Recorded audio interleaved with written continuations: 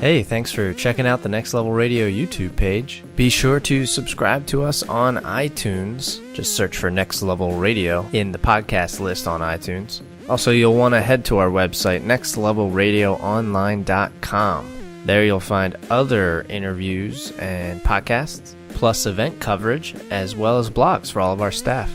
Don't forget to also check out our social media pages, facebook.com/nextlevelradioonline, and Twitter is @NXTLevelRadio. Again, I want to thank you for listening, and hope to see you again soon.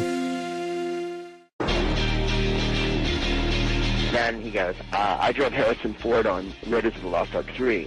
And I said, what was that like? And he said, Harrison smoked a joint on the way to the set every day.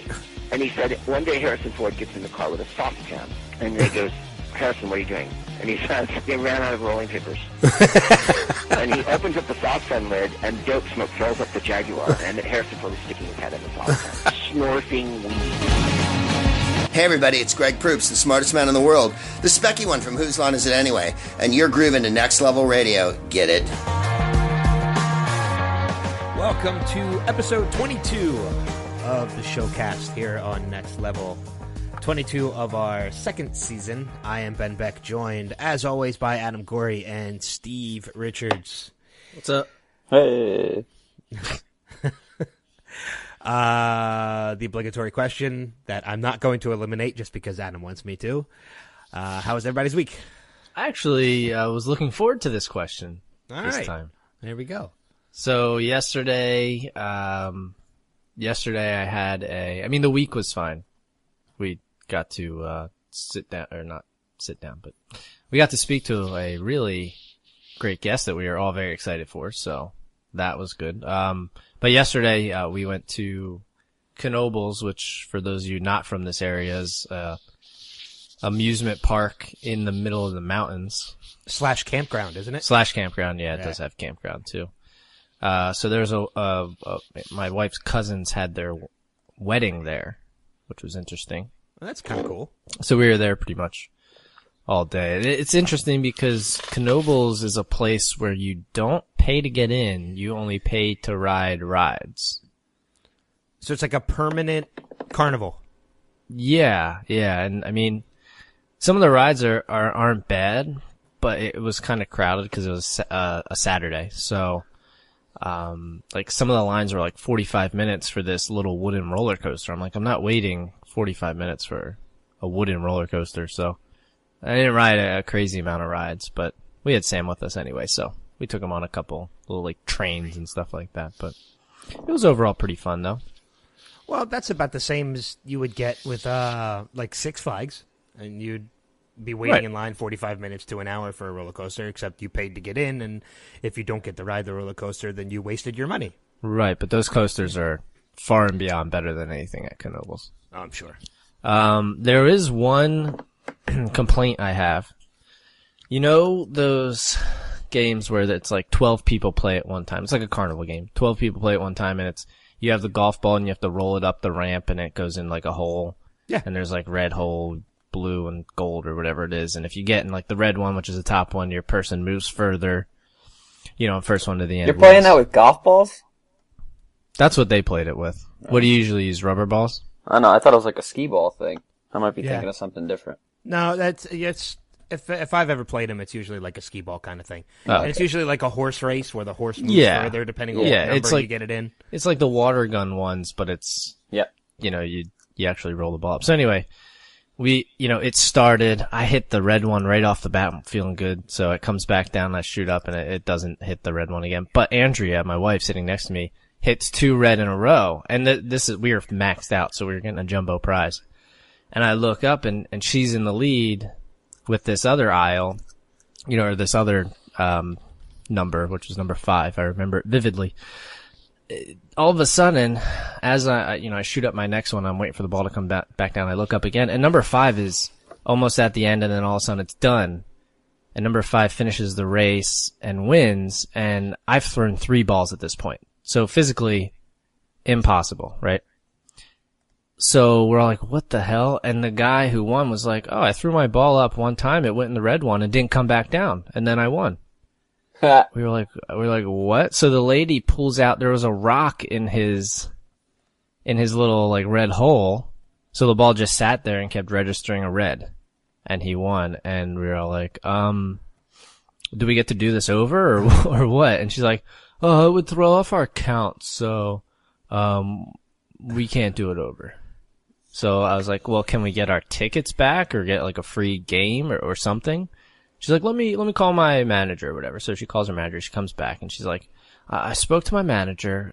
They said the only person that would get to do the redo is the person who had the malfunction. I'm like, oh, you mean that mofo who just walked away with a jumbo prize for doing nothing? She's like, yeah. I'm like, all right, well, I'm walking away. Sounds to me like you're a sore loser. No, I'd probably be really pissed off about that too. I'm not gonna lie. I wasn't honestly. I wasn't like that pissed off. I did walk away. I did like a douchebag thing. I walked away and I was like, I yelled pretty loudly. I was like, I'm never coming back to Knoebels ever. As we walked away. Yeah. So and then today I did yard work. So that was my weekend. Oh, there you go. So there you go. You asked and we actually had something to share. Yeah. So, Steve, I don't know if you have anything as exciting. Yeah, he didn't have a baseball game and decided not to tell me so we could go golfing today. Adam took up all my time anyway, so we can just go to the next thing if you want to. Saw Mad Max. Does that count? I'd say so, because I'm still wanting to see it, and I haven't seen it yet. What'd you think? It's amazing that they created a movie that is actually, it's legitimately 2 hours long, and it never stops, ever. Never once. It goes the entire time. Really? Yeah. And I was talking to somebody that I saw the movie with, and we were hanging out afterwards, and I was talking to him, and we decided that we would put the over-under of longest period of time during the movie without dialogue at 22 and a half minutes, and I would go over. Because of how much consistent action there is without talking. It's just shit blowing up. And I would go over. I would probably say that the longest period of time without dialogue in the movie was probably 25 minutes. Yeah, I heard there's not like an incredible amount of dialogue in the movie either. No, there isn't throughout pretty much. It's like I said, it just goes it's 2 straight hours of action, of just going the entire time. There's really nothing to the movie other than blowing stuff up and driving really fast. It's probably like 3 car chases the whole time. That's what it is. It's 3 scenes, but it lasts 2 hours. Yeah, I still need to get out and see it. So it's a matter of time before I'll finally get to see it. What would you give it on a 1 to 10 scale? Depends on what you're looking for. It doesn't have any substance at all to it. You can also make up what 1 to 10 whatevers, because you're the only one who's seen it. So. Oh, okay. I would give it. What would I give it?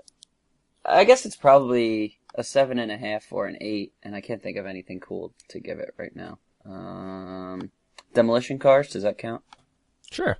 Okay, it's Demolition Cars. 7 or 8. Okay. I guess 7.5. Yeah, I think you gave. What'd you give the second Avengers? Like an 8.5 or something? Yeah, higher than that. I like the second Avengers. Maybe it was 9. Yeah, I think it was a 9. Yeah, it was higher. Okay. For sure it was higher, but it was still good. I was gonna say, is it like a theater movie? Is it? Yeah.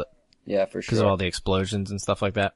Yeah, and it's just something to go to kind of veg out. You don't really have to think at all during the movie. You can just watch with your mouth gaped open and watch a bunch of things blow up.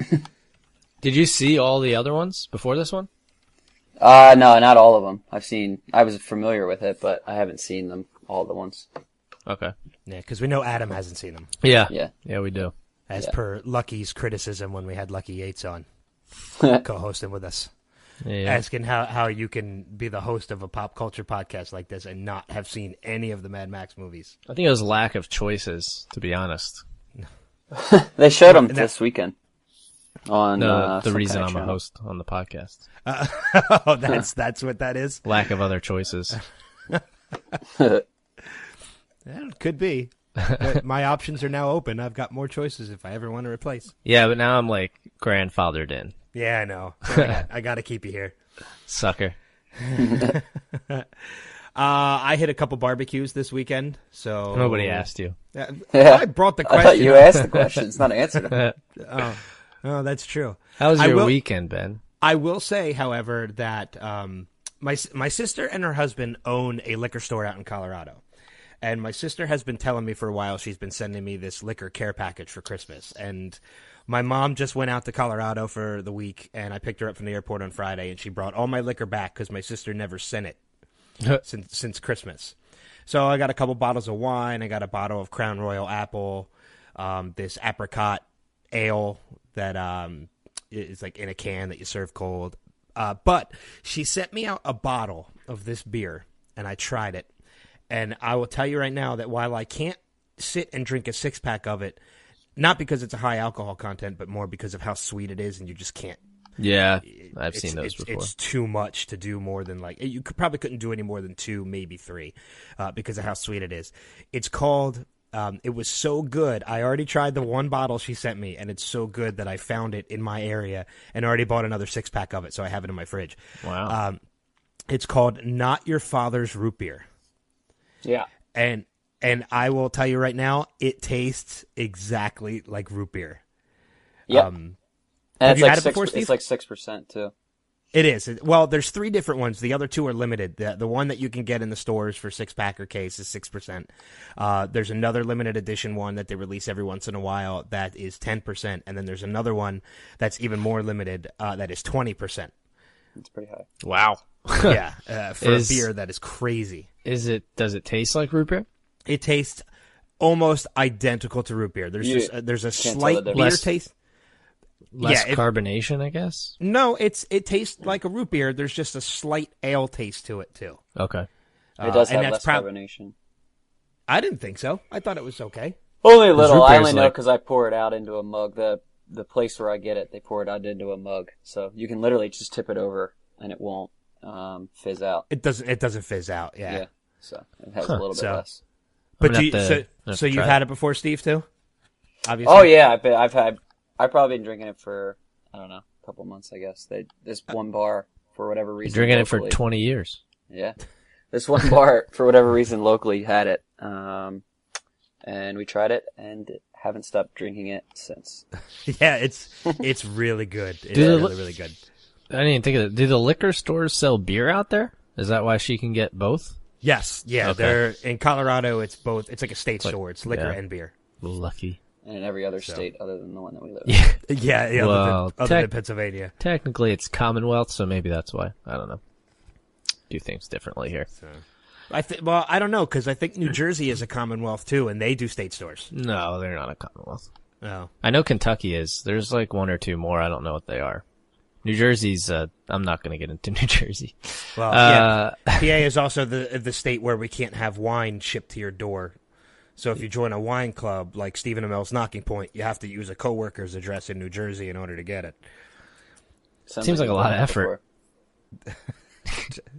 What were you saying, Adam? I just said it seemed like a lot of effort too. For the Knocking Point one though, I did it. So yeah. And my first shipment actually is supposed to arrive tomorrow, so I'll have it on Tuesday when my coworker brings it into work. Yeah, I think lawmakers are working on changing it up a little bit, making it a little bit better. Just in general, I don't know about the door-to-door delivery or whatever, but I know what you're talking about though when it comes to sweet beers, because Shock Top has like a Honey Crisp apple one that I've had before, and it's good, but it's another one where if you drink like 2, it's just too sweet. Yeah. So it's good. It's just like I said, it's a little too much to do more than like 2 or 3 of them. So I figure a 6-pack will actually last. Especially that 20% one. Oh my God. Well, I think the 20% more, I think those bottles are bigger. They're not the 12-ounce bottles like you would get in a 6-pack. I think they're probably more like a 40-ounce bottle or something like that. Yeah. So, but anyway, as Adam had mentioned before, the interview that we had earlier this week that you'll get to hear in full later on in the podcast is TJ Miller, who was absolutely hysterical. The promo that we left that we posted online, at least on our personal accounts, I don't think either one of us posted it on the Next Level Facebook page at all. No, I wanted to save it. Yeah. But the T.J. Miller interview was great. Steve and Adam did a great job with that, so you'll get to hear that in full a little bit later on. T.J. was hysterical. Yes, very much. And next week, we are going to be talking to Grant Bowler from Sci-Fi's Defiance. So he's been in a bunch of other stuff, too, like True Blood and Ugly Betty. And yeah. Even had a couple episodes of Lost. Did he? I didn't look that far down on his IMDb. Yeah, he was... So remember the ship that came to the island in like season 4 or 5? I don't remember what season. The one that like Faraday was on and all that. So this guy, Grant played the, he played the captain of the ship. Oh, yeah, I can see that now that I know, because I know what he looks like. Yeah. So the funny thing is, like, I feel like in the show, and I remember distinctly, they kind of built it so that maybe the captain was going to be like this integral character and was like kind of important in some aspect, and then he was in like 3 episodes and that was it. Again, and they shot him and threw him off the ship. Yeah, like, okay. So, but yeah, he's been in a bunch of stuff, so I'm sure we'll have a lot to talk to him about as well. But let's move on with the podcast and let us hit the box office for the week.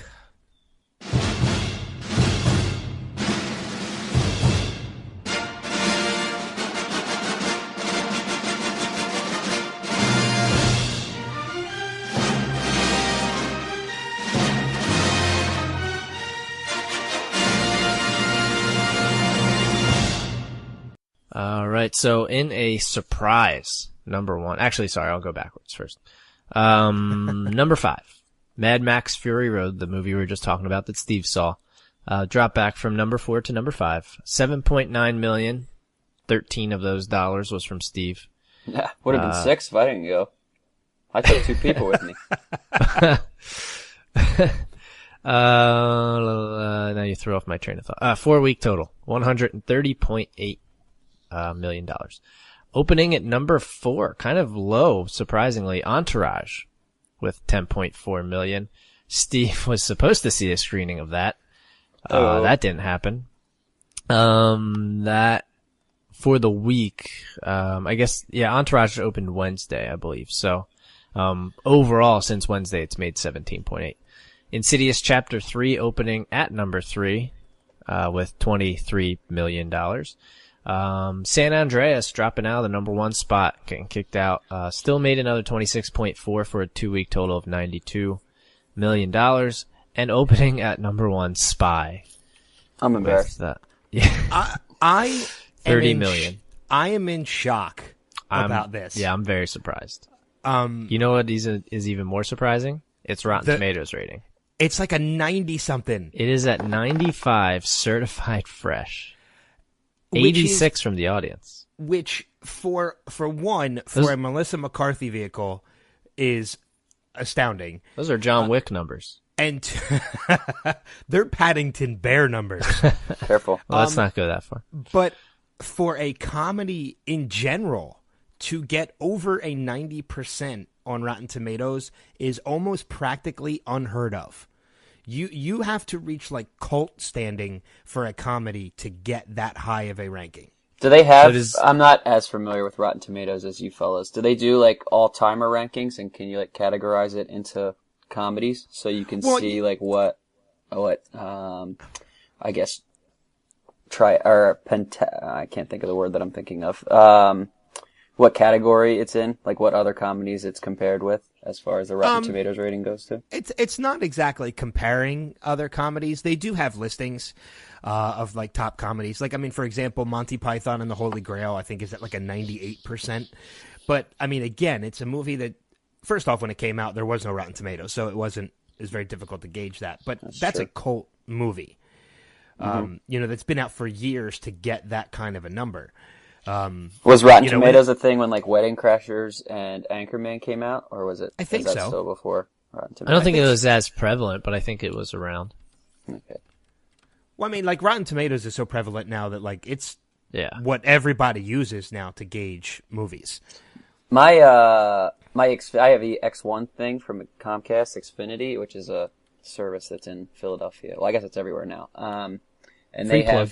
They have movie ratings, and they use Rotten Tomatoes for movie ratings. So, and like in the bottom corner, so you can see if the movie's any good or not. Yeah, that's what Flickster uses too. If you ever use Flickster for I know I have a bunch of digital copies of movies on Flickster, and they use Rotten Tomatoes as well. But I mean, for example, like you go to a movie like Dumb and Dumber as an example, which is a movie that everybody loves. It's at a 66% on Rotten Tomatoes. And it's just, for a comedy to get over 90%, at least to me, is unheard of. For brand new comedies to get that high of a ranking, it's almost unheard of. Does this 95% and $30 million change your view on it? Like, would you go, I assume you still won't go to theaters to see it, but will you now give it a chance? I would absolutely give it a chance. You kind of have to, right? I feel compelled, and it's not just for Melissa McCarthy. Like, I've heard a lot of reviews of this movie saying that Statham is hysterical. I'm interested in that. This is the first time he's ever done a comedic role, and he nails it. Like, he is absolutely hysterical in this movie. He's the exactly kind of funny I would want him to be, too. You have to assume he's just completely dry and stone-faced and just rips off a bunch of jokes that are supposed to be funny, but he doesn't laugh at. Yeah, exactly. Yeah. I mean, with a ranking this high and the reviews that I'm reading, this is something, and I know it's surprising to hear me say about something Melissa McCarthy is in, I might actually consider going to the theater to see it. Wow. I won't, but I'll wait till I'll see it. I'll definitely see it when it comes out now, though. I'll most likely wait until it comes out on digital release, but the other new movies, Entourage, 30% on Rotten Tomatoes, but an 81 from the audience, so big difference there. And then Insidious Chapter 3, 60% from the critics, 69 from the audience. So let's get on to movies coming out this week, unless anybody has anything else to say about the past week's box office. Not really. All right, perfect. So this week, the big one, Jurassic World, the 22 years after Jurassic Park.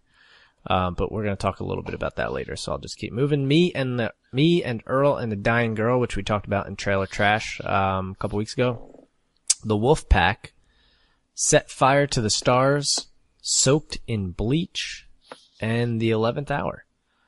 All coming out this week. So you got Jurassic World is nationwide, and the only other two I have numbers are Me and Earl and the Dying Girl, which is limited. And I'll just quick read the synopsis again. It's a high schooler Greg who spends most of his time making parodies of classic movies with his coworker Earl, finds his outlook forever altered after befriending a classmate who has just been diagnosed with cancer.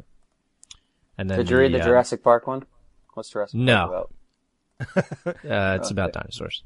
Okay. Jurassic World. In space. Cool. The other limited one is Set Fire to the Stars. That is a biographical drama with Elijah Wood about an aspiring poet in the 1950s New York who has his ordered world shaken when he embarks on a week-long retreat to save his hell-raising hero Dylan Thomas. So I think that won some film festival awards, so possibly worth going to see. But that is what's coming out this weekend. As far as Rotten Tomatoes goes for those, Jurassic World, nothing yet. Me and Earl and the Dying Girl right now at 100% on Rotten Tomatoes. Yes, sir. Madame Bovary, which I didn't talk about, 60%. The Wolf Pack at 50%, and then the Tribe at 90%. And if I remember correctly, didn't Spy have like a good pre-rating last week, and we were a little skeptical, and it turns out it still has a great rating. So Me and Earl and the Dying Girl getting good reviews right now, so it might be worth checking out. I can't wait to see Me and Earl and the Dying Girl. I thought the trailer was awesome. Are you going to the screening or no? I guess not. No, I didn't know he had one, but I think there might be one. I don't know. I think there is one actually. Yeah. I think we do have access to one. We'll have to look into that, but that is it, at least for my end of the box office. Are we making predictions? Oh, yeah. Because we didn't do that last week. We did not. Yeah, I guess we didn't. That's my bad. You're slacking. It's my bad. Just so excited to move on to DVDs. So, all right, we'll start with Steve. What do you got? Jurassic Park or Jurassic World is the only one that has a chance. And by that I mean it will absolutely cream everything else that currently exists in the box office. Maybe this is why I didn't need to ask you, because I think we're all going to have the same answer. Well, this is the one that's too obvious, so we come up with numbers, right? Because it's too obvious that it's going to be number one, so we can just throw a number out. Give me 147.5. God damn it. Woo! We're so close to what I predicted. That's big. Yes, it is. And thank you. Damn it. All right, I'm going to have to choose a new number then. Your number was 147.5. No, it was 145, and now it's too close to yours. Price is right. $1. Do 148. No, I'm going to go 125. The reason Steve went 147.5, by the way, is because Furious 7 made just about that much. Did it? I could swear I made that up. Good for me. Made 147.1 in its opening weekend. Oh, that was a lot. Mine might be too high. Yeah, I'm gonna go. What'd you say, Ben? I said 125. 125. Okay. Ooh, shoot. $1. Are we doing Price is Right rules? If you say $1, we're not. Otherwise, we will. You know what? I'll go big with it. I'll go one. Ah, crap. Steve's number is so good. That's why I had 145, and I came to. It's too close to What you get for letting me go first? I'll do 160. Okay. Sweet. Oh, I wanted the high number. You're a jerk. I gave you a window. So we're gonna do closest without going over, right? I guess. I don't know. Yeah. So, that's fine. okay. All right. So now closest that says Ben now that he has the lowest number. I have them written down. So yeah, but if the movie does extremely well, then my low number sucks. That's true. Because don't forget, Avengers would have done better if not for Manny Pacquiao, and now that there is nothing coming out there's nothing going on next weekend, so it's got a good shot.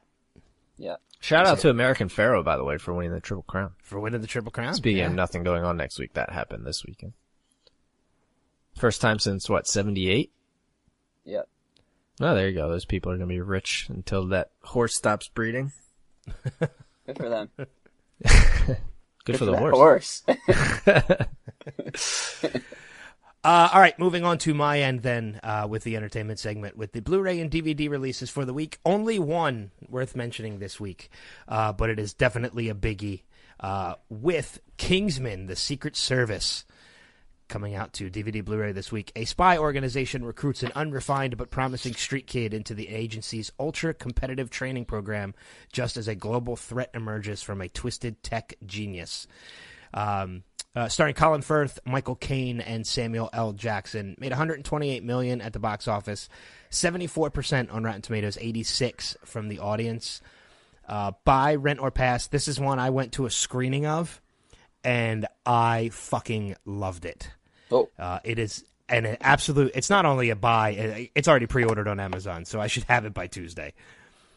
So we'll go to Steve. What do you think? Buy, rent, or buy Netflix or pass? Yeah, with these things, do they come out on Redbox the same day that they come out? Like, is that how that works? Like, can I think so. Yeah. It's actually already available to rent on digital platforms. That's fun. I'd like to Redbox it because I wanted to see it. I thought it looked pretty cool, and I heard it was good. So I'd like to see it. So I'll probably see it sooner rather than later. So I guess that's a rent/Redbox type of thing for me. Cool. Yeah, I'm gonna go over Steve's house when he rents it. Sweet. Party. Movie night. Yeah, this is what I don't want to wait until Netflix. So I definitely want to see it before it comes out on Netflix. I will tell you, Samuel L. Jackson is fantastic in this. Colin Firth is amazing. And you will never hear the song Freebird the same way again. I will leave it at that. I'm looking forward to that.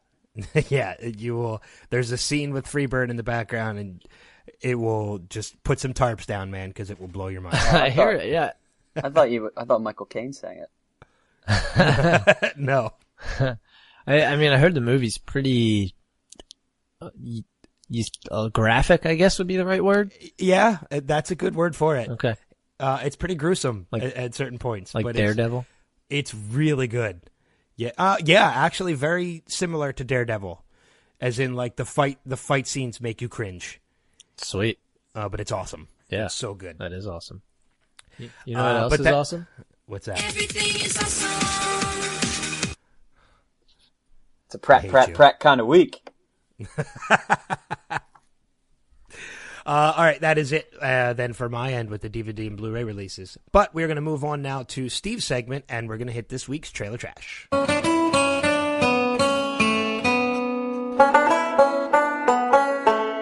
Howdy, y'all. It's time for the Trailer Trash.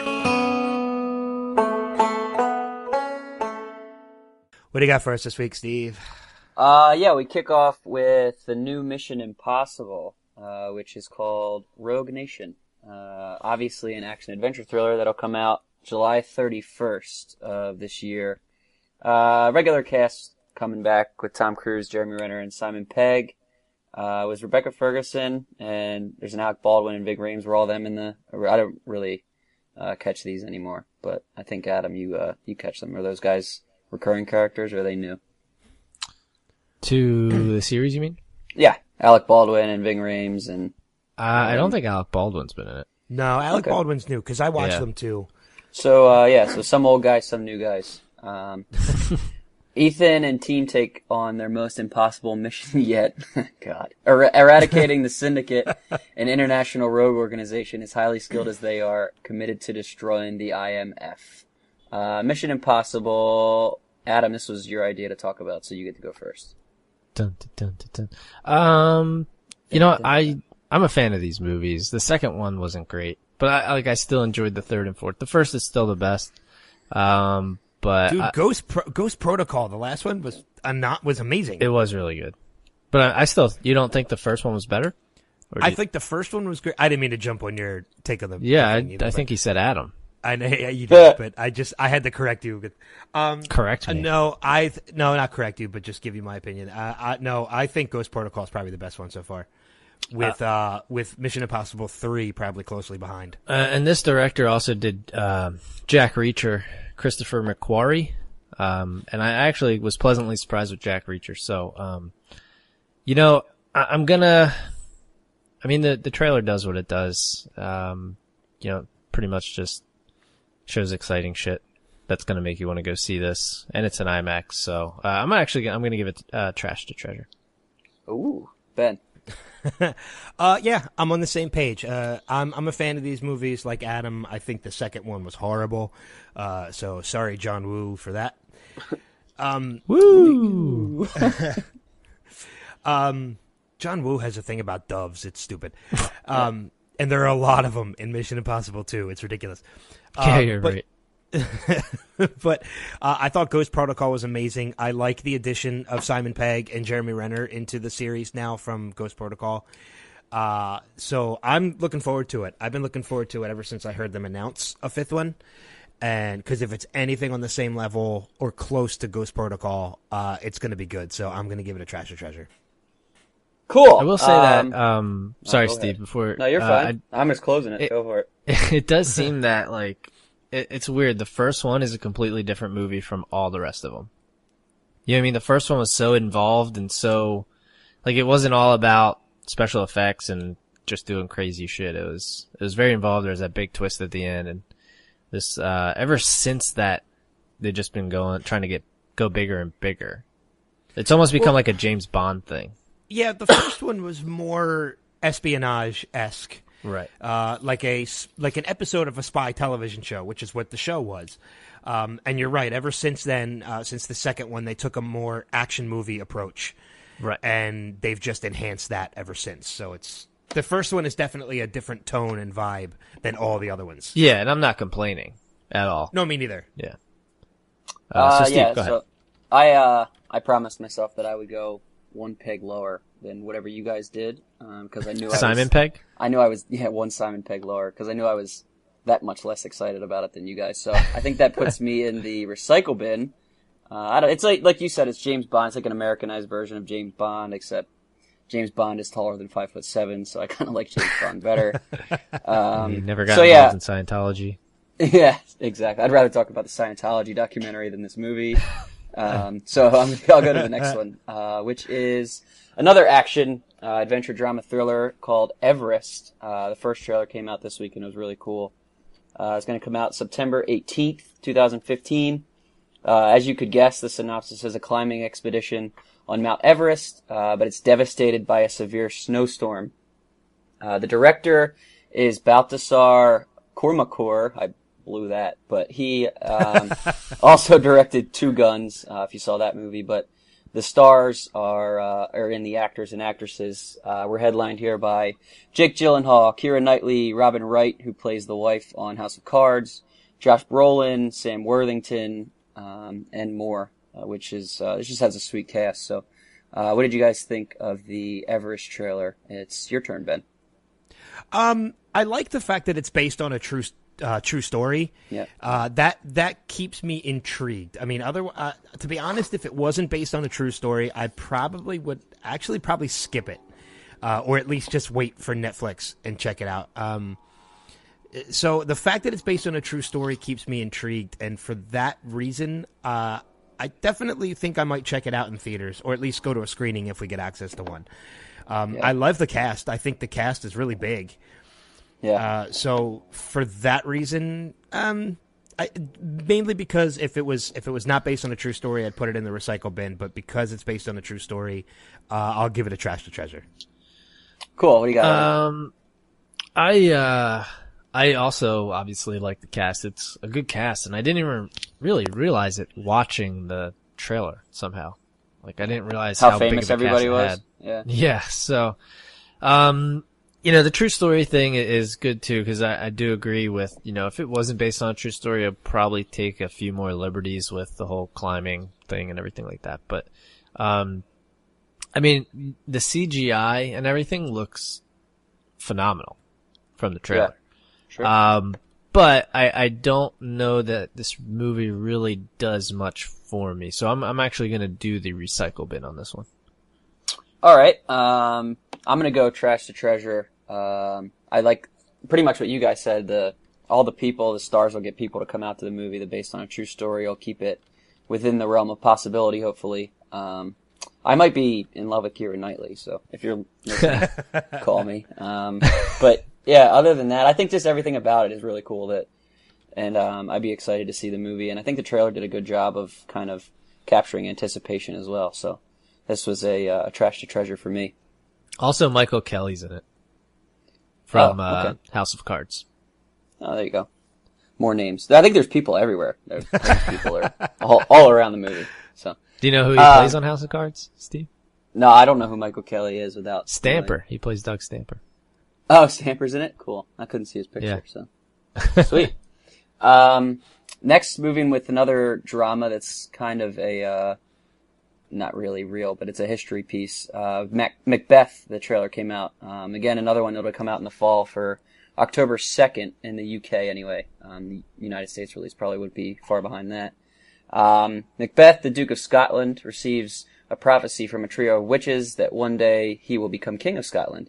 Consumed by ambition and spurred to action by his wife, Macbeth murders his king and takes the throne for himself, which is AKA the Shakespeare play. So, Fassbender plays Macbeth. I was looking at Fassbender's IMDb, and I don't know what he's famous from. He's just famous.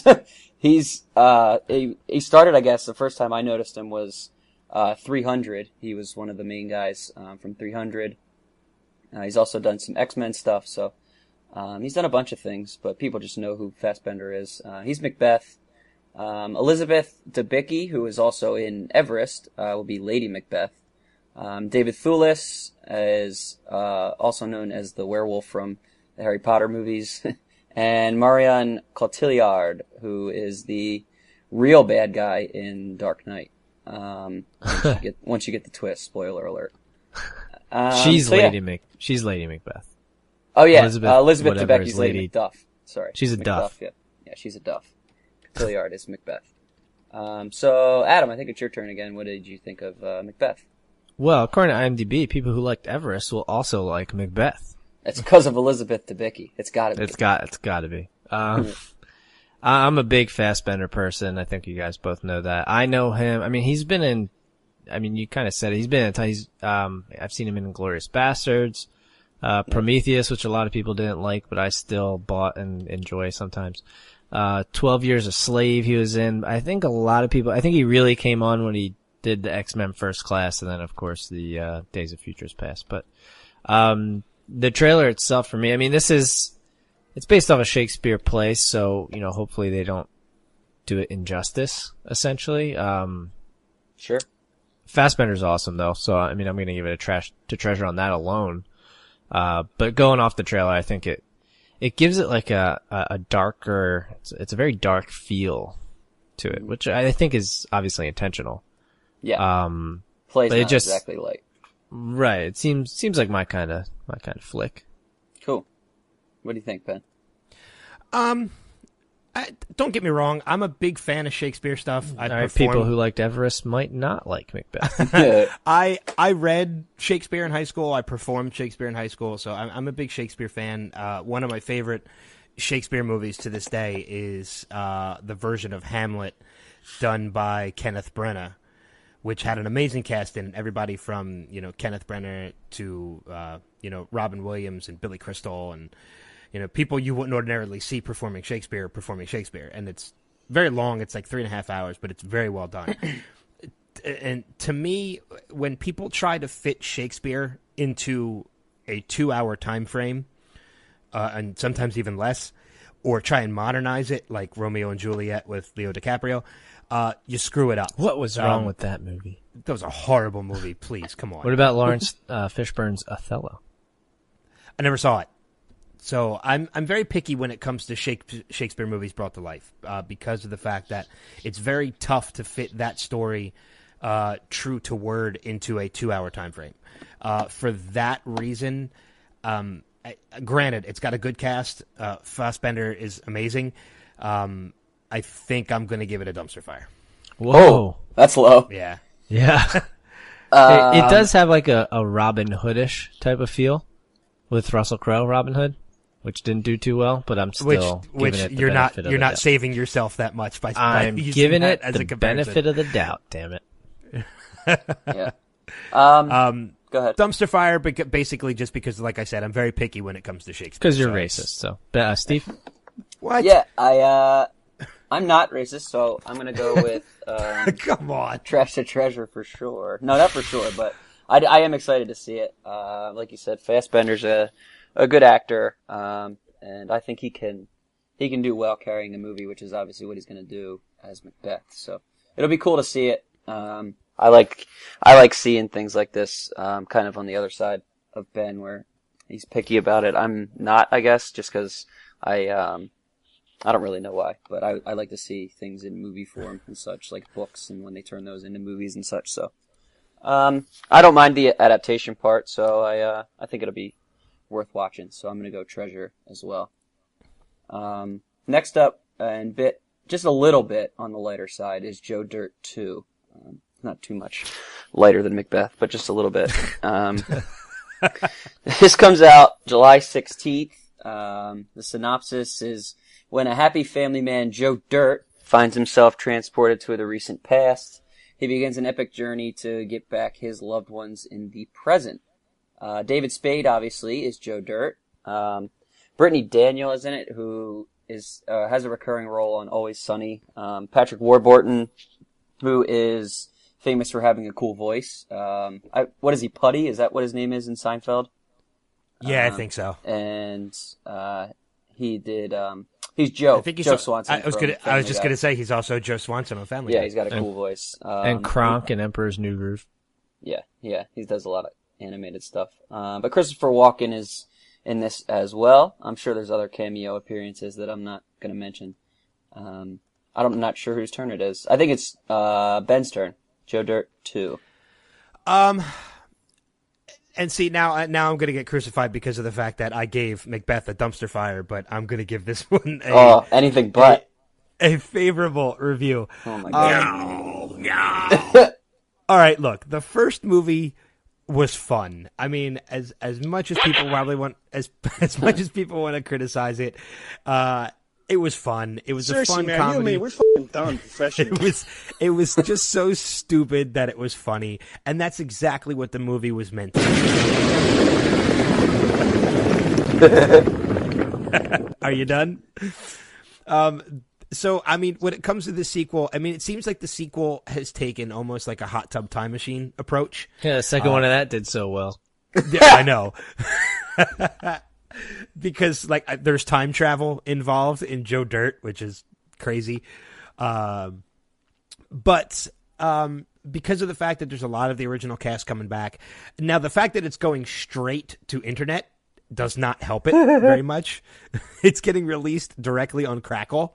It's not going to theaters or anything like that. And that's what happens when a movie enters developmental hell for too long. But I'm looking forward to it. Obviously, it's I'm not going to give it a trash to treasure because sequels like this very rarely are as funny as the first. And the first one, while funny, is not like award-winning funny. It's no Spy funny. Yeah, sure. But I'm going to put it in the recycle bin because if it's going to be free on Crackle, I'll check it out. It's going to get a watch from me, so I'll keep it in the recycle bin. Adam, restore the sanity.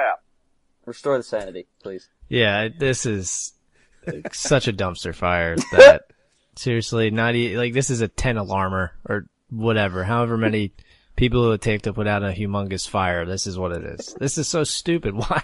The first one came out 14 years ago and wasn't good. Okay. This Are you one, done? yeah. What do you want me to say? I think Ben talked enough for all three of us. I refute everything Ben says. Okay. I have no more credibility after giving Macbeth a dumpster fire. All the reasons he gave for liking it, I'm going to give for hating it. It's going straight to internet. Yep. It's just like Hot Tub Time Machine 2. And it comes out in a month, and this is the first trailer I've seen for it. No, there was another trailer a couple months ago. It was the first one I've seen for it. No, well, that's your fault. There was like a teaser. It was like 40 seconds, and he was standing in front of an American flag. It was 45 seconds. Come on. Jesus Sweet. Christ. Dumpster fire. So I, Steve Richards, the official host of Trailer Trash, did not watch this trailer because I don't need to. This is a dumpster fire. Are we done now? Okay. Yep. Sure, why not? Close with a documentary, actually. A comedy documentary, the ultimate comedy documentary called Misery Loves Comedy. The release date's kind of weird. It says April 14th on IMDb, but I don't think it was released yet. They did a Kickstarter, as I did a little bit of research, and there was an update on June 1st that there's some digital downloads that are coming soon. So I think it's coming soon, but it's not released yet. But you should be able to get it on digital download. I don't know if it's going to go to theaters at all, but VHX.TV is going to have some digital downloads. And again, you can check out their Kickstarter if you wanted to check it out. So it's over 50 very famous American and Canadian funny people share life and professional journeys and insights in an effort to shed light on the thesis, do you have to be miserable to be funny? It's directed by Kevin Pollak, who is also doing Ricky Gervais's new Netflix movie, which is getting some buzz recently. So that'll be good. But again, it's a documentary, so everyone I mentioned, and I'm going to mention about 350 people. There's so many people in this movie. Is themselves, because it's an interview documentary. So if you have a slow motion button, then click it now, because I'm going to mention about 50 people in 25 seconds.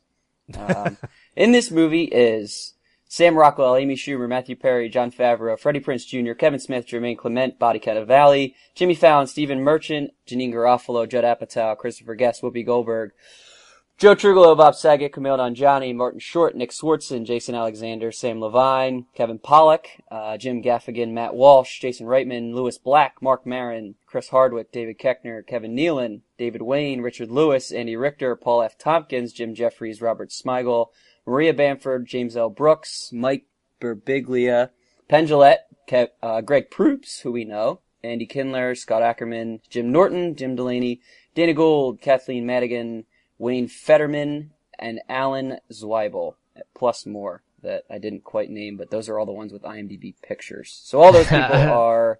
I knew that was the reason too. So all those people and more are interviewed on their insights into the comedy world. What did you think of the trailer, Adam?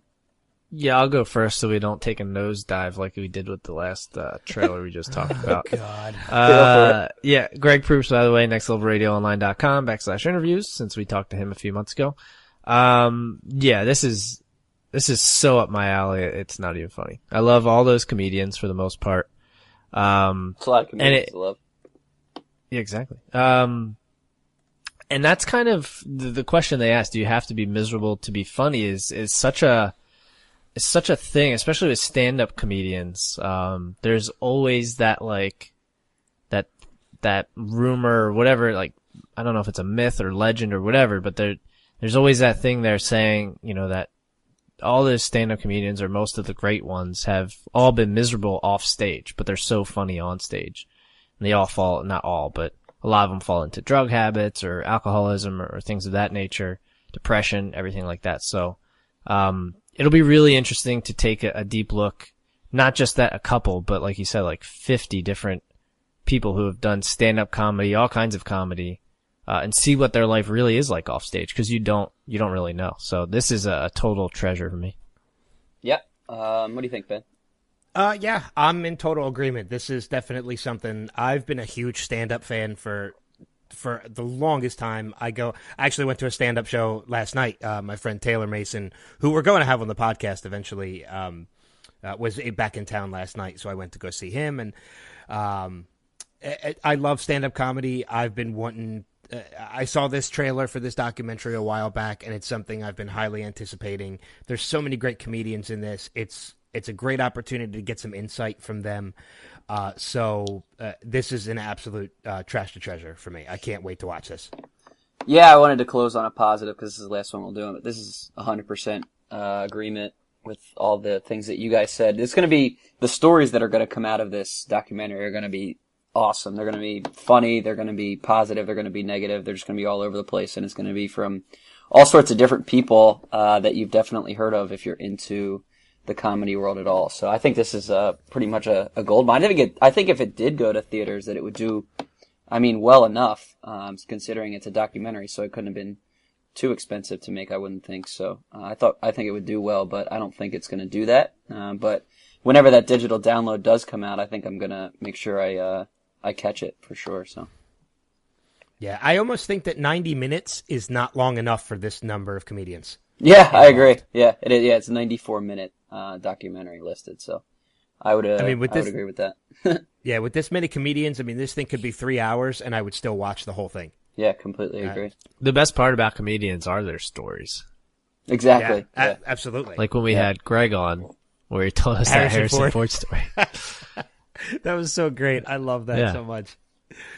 So, cool. That does it.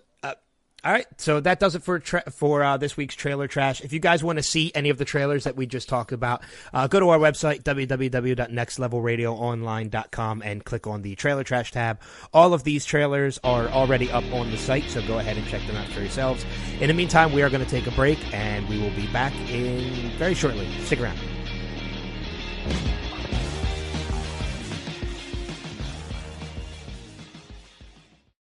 Hey everybody, how's it going? This is Joe Minoso from NBC Chicago Fire. You're listening to Next Level Radio.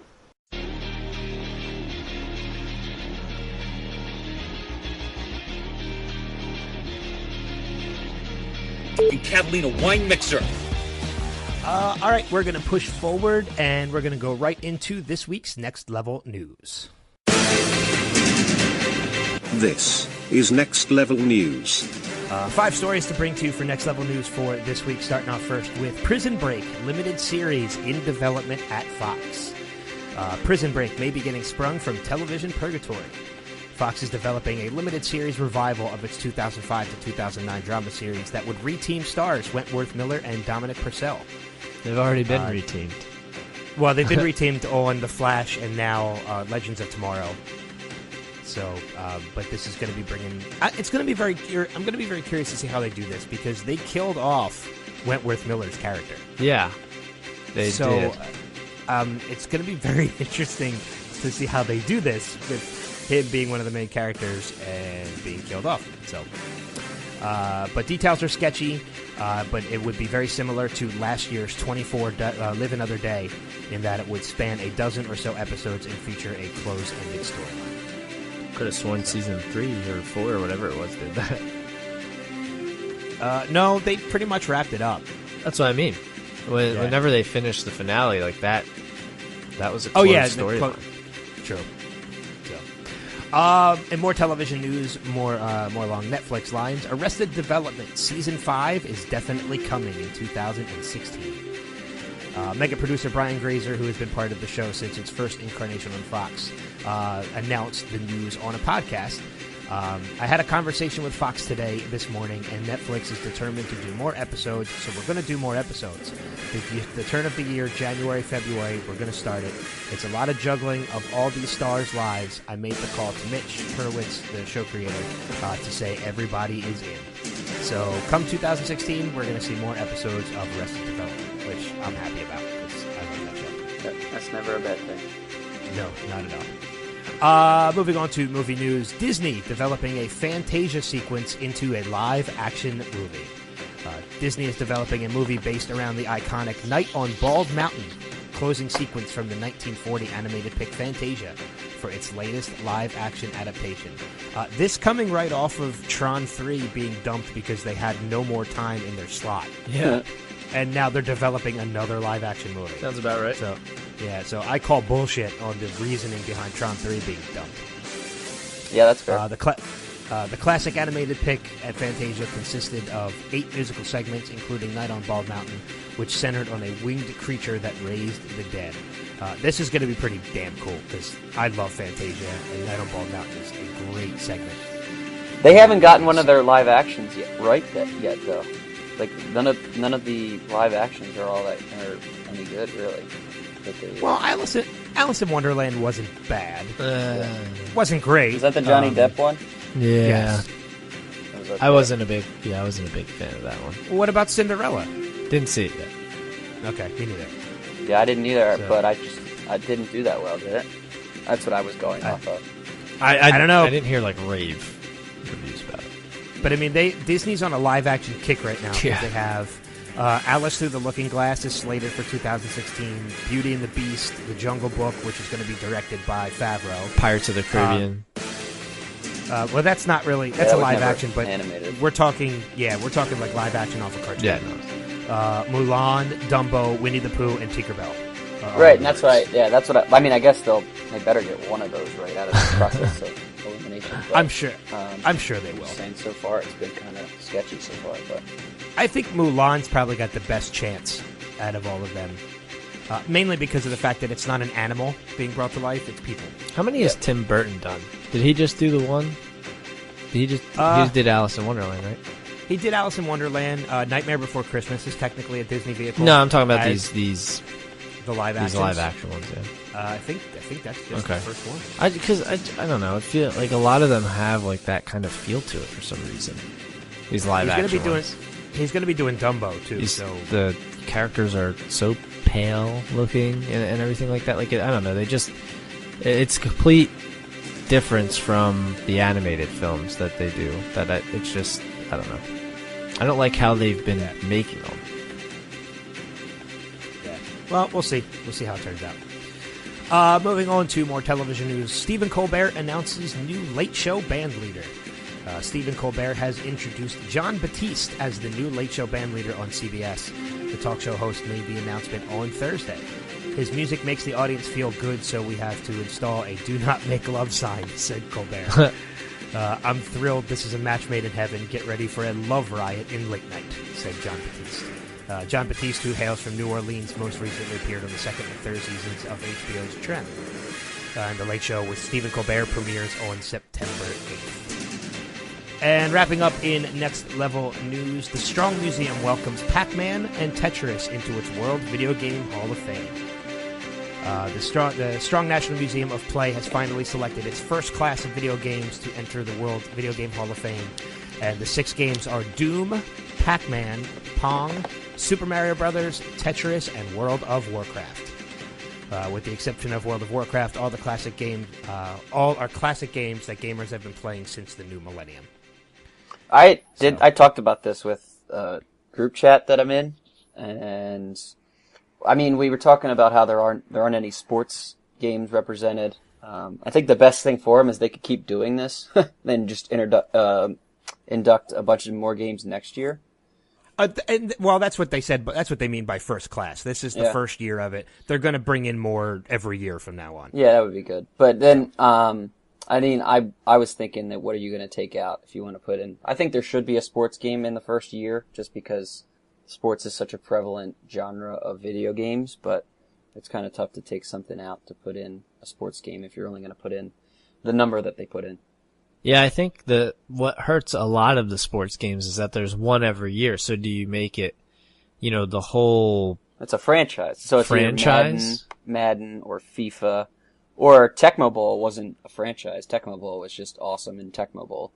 Yeah, Tecmo Bowl is the one that I was thinking would have been the one that got in. Yeah. If they did it.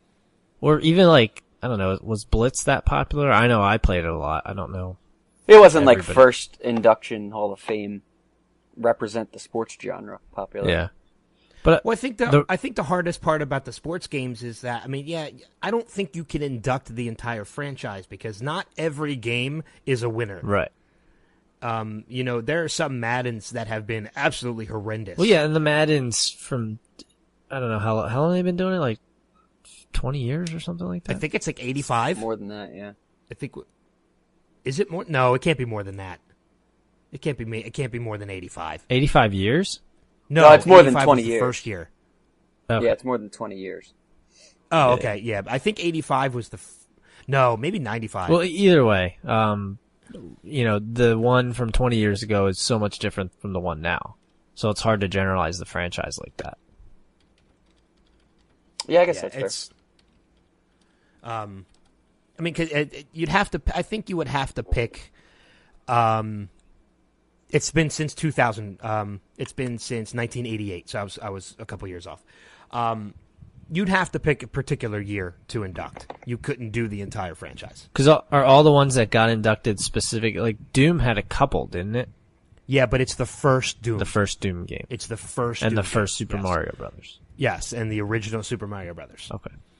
So, how does World of Warcraft work? Do they have an original and then they do expansion packs or something? They do, yeah, and everything after that's an expansion. Okay. So, but that's going to wrap it up for Next Level News. I'm surprised Mortal Kombat's not in there. It's the first year. Give it time. Damn it, no. I think Mortal Kombat's a good possible inductee. I think Street Fighter is another one that could possibly be in there as well. Final Fantasy is another really good contender. Yeah, but Final Fantasy is another franchise. But I guess the first one probably was. Or the 7th, which is another highly regarded version, Final Fantasy 7. What about, did you ever play Metal Gear Solid, the first one? I did. That was a great game. I think Call of Duty that's another good one. That's another one that's, some of those games are so bad. Call of Duty Modern Warfare. That one changed. The first one. Yeah, that one turned the franchise around. Yeah. There's a ton of games that would belong in a video game Hall of Fame. So, E.T. What? That was a joke. But Pole Position, which is another Atari game. Q*bert. These are all classic games that are still... Wreck-It Ralph? Well, Q*bert's in Wreck-It Ralph. Yeah, I know. So... But going back to something that we had discussed earlier when we talked about the box office for this week, Steve and I are going to be attending a screening of Jurassic World this week. So we'll have a review of it probably on our respective Facebook pages, on Twitter and such, and I'll post one on the website as well. But I know I'm really looking forward to seeing this movie. Oh, yeah. So, but Adam, you dug up a list of, what is it, things about Jurassic Park? Yeah, that we might not know about? Right. So, a bunch of facts about the movie, and there's actually 2 articles. I'm not going to read them all, but The Chive had 25 facts. BuzzFeed had 21. So, I'll do some of these. We'll start out with directors for the film. Other directors that were also interested in adapting. Now, Jurassic Park, for those you don't know, was a book, the first one, by Michael Crichton. Crichton. Is that how it's pronounced? Yeah, it's pronounced Crichton. All right, then. Michael Crichton. That'll be the last time I mention his name in this segment. Other high-profile directors who are interested in adapting the book into a movie included James Cameron, Richard Donner, and Tim Burton. Could you imagine a Tim Burton Jurassic Park? Thank God he didn't get the rights to do this movie. They're still skeletons. Yeah. Harrison Ford actually turned down the role of Dr. Alan Grant, who was played by Sam Neill. I think it's just Neil, right? Or is it O'Neill? No, it's Neil. Just Neil. Okay. Just Neil. So that could have been Harrison Ford. They offered it to him. Let's see here. In 1983, Attenborough's film Gandhi beat out Spielberg's E.T. for the Academy Award for both Best Picture and Best Director. I only mention that because Spielberg lured Sir Richard Attenborough, who was the John Hammond. He actually was retired for 14 years before getting cast for this film. So he had retired from acting, came back to do Jurassic Park. Jim Carrey auditioned for Ian Malcolm, and according to the casting director Janet Hershenson, he did a terrific job, but obviously he didn't get the role. That would have been an interesting person in Jurassic Park, Jim Carrey. I guess you got to look at the years to see how famous he was comedically by that point. Yeah. I think that was right as he was getting famous, wasn't it? I think that's how the years work out. I think so. Yeah, I mean, what was it, 90... I should probably know this. What year did it come out? 92? I want to say 94? Either way, that's exactly when he started to get famous, because Ace Ventura was then, and The Mask was 93. Then. Yeah, 93. That's Ace Ventura, The Mask, and Dumb and Dumber, so that would have been right. This one's interesting. The new sequel, Jurassic World, nearly ended up as a very different film. Before production was dropped and the idea shelved many years ago, a script was written for Jurassic Park 4 that involved genetically altered dinosaurs being bred for war and trained to carry weapons for battle. Yeah, I heard about that. How crazy. Like, in the picture, it has people riding like a T-Rex with a bunch of weapons on it. I feel like that was a cartoon of something before. I don't know what, but I feel like I've seen a cartoon that had exactly that. There was. It was like Dino Wars or something? I don't know what it was something called. like that, yeah. Yeah, I wish I remembered what it was. It's not Dino Wars, but anyway. Let's see what else we got here. Helen Hunt and Gwyneth Paltrow were considered for the role of Dr. Ellie Sattler. That eventually went to Laura Dern. And anything would have been an upgrade over Laura Dern, so we'll go it there. I don't think she was that bad. She wasn't that good. All right, next one. Jeff Goldblum and Laura Dern began a romantic relationship after meeting on set. They were engaged for 2 years before calling it quits because even Jeff Goldblum realized anything is an upgrade over Laura Dern. Hello! Take that, Laura Dern. Famous actress.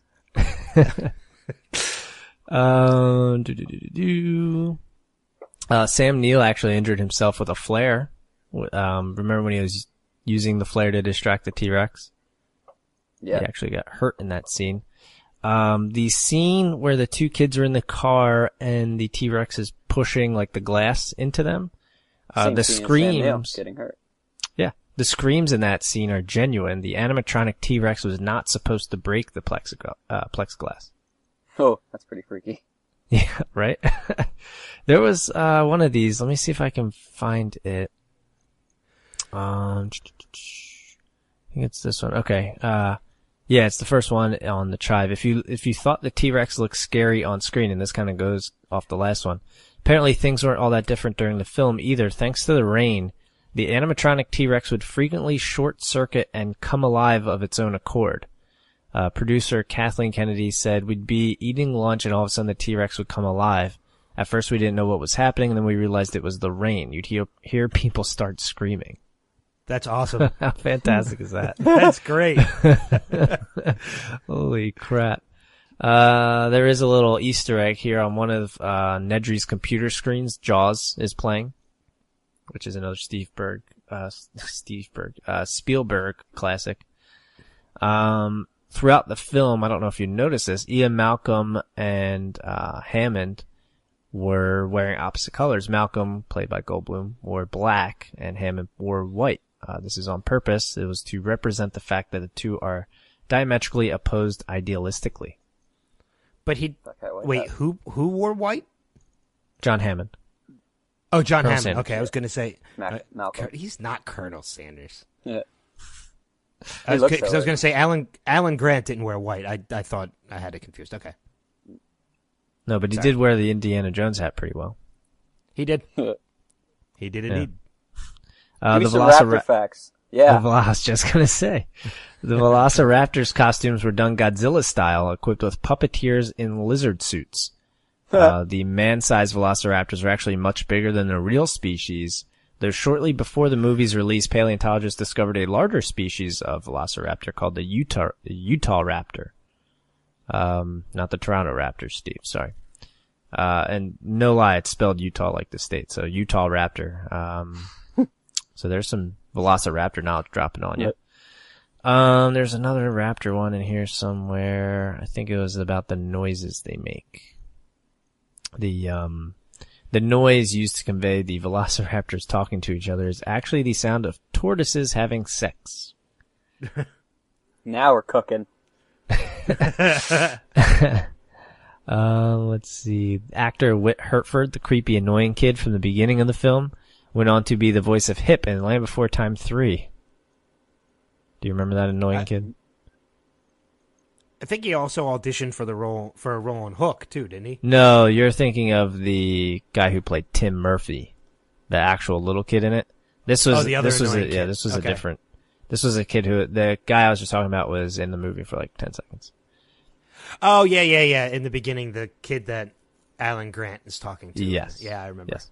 But you are correct. Joseph Mazzello is his name, who played Tim Murphy. He did originally audition for Hook and was turned down for being too young for the role of Jack Banning. And then Spielberg promised to cast him in his next movie. And bada bing, bada boom. There you go. In order to create the ripple effect of the glass of water, a guitar string was attached to the underside of the dashboard of the Jeep and strung. That's actually kind of brilliant. Yeah. I gotta imagine there was an easier way to do it, but I guess not. Bang on the dashboard. Yeah, bang the dashboard. Seriously. Here's an Easter egg. In the final scene of Jurassic Park, the logo on the Jeep is covered in mud and spells out, "Your Ass Park."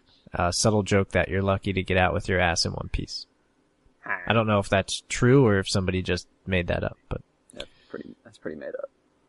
The movie this is interesting. The movie has a running time of 127 minutes. Guess how many of those minutes is actual dinosaur footage? I know the answer, so I can't guess. Samesies. Okay, well, for those listening, it's 15 minutes of actual dinosaur footage in the 127 minutes of film. But that just goes to show you how impactful that 15 minutes is. Because it seems like there's a lot more dinosaurs in that movie than just 15 minutes. Yeah. Yeah. The T-Rex scene seems like it lasts a really long time. And it's like the most famous part of the movie, so. And the raptors in the kitchen. Those are the two most famous scenes of the movie, so. Yeah, plus at the end with the raptors fighting the T-Rex. Sure, yeah. Which is awesome. It is awesome. Speaking of the end, the original ending was going to be Grant saving the kids from raptors. He was going to shoot one dead and then use a mechanical T-Rex skeleton in the foyer to kill the other. However, Spielberg realized that he needed one last triumphant return for the T-Rex, so he changed the ending to include him. And it worked that much better. Yeah. Oh yeah, I couldn't imagine it the other way. Weird. So, there's a lot of, I don't know, do you have any more to read? There's some more on here, but I don't have to read them. Because some of them cross over, like some of them are the same on each site. Yeah, there's a couple of things about Jurassic Park that a lot of people don't know, other than these little tidbits too. I don't know if I had ever brought this up on the podcast before. I know I've talked to people in person about it. But you're not talking about the Jurassic period, are you? No. Because I did, there was a couple articles I saw this week. They're like, well, most of the dinosaurs weren't actually from the Jurassic period. They were from like the Cretaceous period or something. I'm so over that. Grow up. Yeah, I don't care. And some of them, grow up, Peter Pan. Count Chocula. Yeah, Count Chocula. Some of them were from the Jurassic period anyway, so as long as one of them is, it doesn't matter. It's also what they decided to call the park. Like, that doesn't have to be that it didn't take place in the Jurassic era.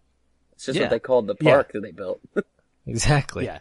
Cretaceous Park didn't work. Yeah. No. So they went with Jurassic. But there's a couple things, like, I don't know if too many people are familiar with it. Obviously, the first movie was written was adapted from the book that was written by Michael Crichton. If you're talking about the end of the second one, you have mentioned it on the podcast. Well, no, there's more than that, though. In the first, I've read the book. I've read the first book. I've read Jurassic Park: The Lost World. There was no book for the third one, thank God, because after all this, in the first book, Ian Malcolm dies. Oh, really? But yet survives in the movie, and then they write a second book, which is revolves around Ian Malcolm. The second book is actually written off of the first movie, not the first book. No. And then in the second book, it's Ian Malcolm on the island, on the second island with two kids who aren't his own. There's actually students that go with him. In the movie, it's his daughter. Mm-hmm. It's one kid that's his daughter. So there's another big thing there. And John Hammond is dead in the second book, but he's still alive in the second movie. And I had mentioned before, as you said, to the idea of how they ended the second movie was supposed to be a lead into the third one, but they never went with it. Yeah. And I went back and I rewatched it, and it totally makes sense too. Like there's so many things unexplained there that they just. And actually, I noticed it too in the movie. There's a line where Ian Malcolm actually says, "Is the T-Rex the only dinosaur on the boat?" So there was obvious lead-ins that there was supposed to be other dinosaurs on that boat that they never explained being there, that were supposed to lead into a third movie, taking place completely on the mainland. And they just never, I guess they scrapped it and they just never went with it. Yeah. And the third movie was not good. I liked it. I enjoyed it. I didn't. The only reason I watch it when it's on is because it has pterodactyls. The only thing I didn't like about the third... Yeah, it definitely is. And you'll love Jurassic World because there's a ton of pterodactyls in it. Yeah, and it gets eaten by some kind of crazy water dinosaur, which is fantastic. Yeah. The only thing I didn't really enjoy about the third movie was the running time. It was entirely too short. The first two movies are over 2 hours long, and the third one is an hour and a half. I do like William H. Macy. Yeah. So, there is one more I just want to mention real quick. Phil Tippett.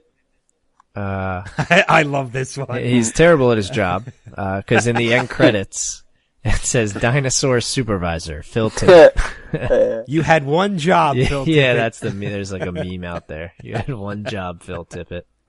I love that meme. I laugh every time I read it. Which is really cool. Yeah. But yeah, Jurassic World opens up this coming Friday. Steve and I are going to see it, and we'll post some reviews online after we see it as well. So it'll be interesting to see how they're going to go from the third movie into this one.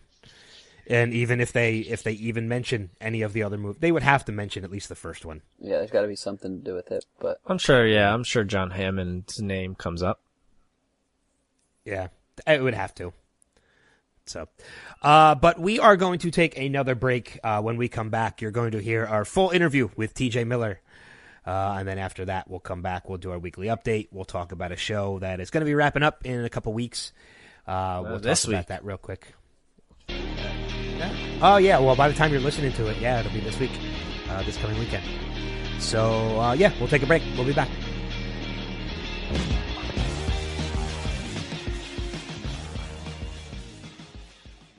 Hey, this is Nate Torrance, and you're listening to the Showcast on Next Level Radio.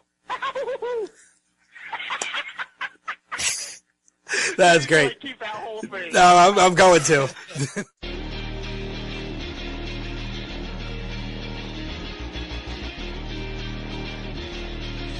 Welcome back to the Showcast, everybody. All right, we're not going to waste any time. I know we're excited, so we're going to get right to this week's guest. You've seen him on TV. You've seen him in a ton of movies. You've heard his voice in award-winning animated films like How to Train Your Dragon and Big Hero 6. And now He's back on his comedy tour across the country, fresh off of his Critics' Choice Award win for his role on HBO Silicon Valley. Please welcome to the program the absolutely hysterical TJ Miller. TJ, thanks for joining us. I did it. I won a crystal thing that nobody understands in Los Angeles. Thank you for having me. Your acceptance speech was hysterical too, by the way. Thanks, man. I mean, somebody said to me, what were you thinking right before you won that award? And I just said, macaroons. I'm surprised you didn't choke on your way up. Yeah, me too. There was a moment at the beginning of the speech where I thought, I really did. I was like, maybe the speech is just me trying to swallow, because it may take me a minute I didn't think I was supposed to do a speech. I'm here to eat macaroons and look stupid. So I'm glad that I was able to get everything down and say a few words. And you did win for Silicon Valley, of course, which is, at this point, it's kind of Mike Judge's revival project in a sense. It's a great show to watch, certainly with a lot of funny people around you as well. So how much fun is that show for you to work on a daily basis?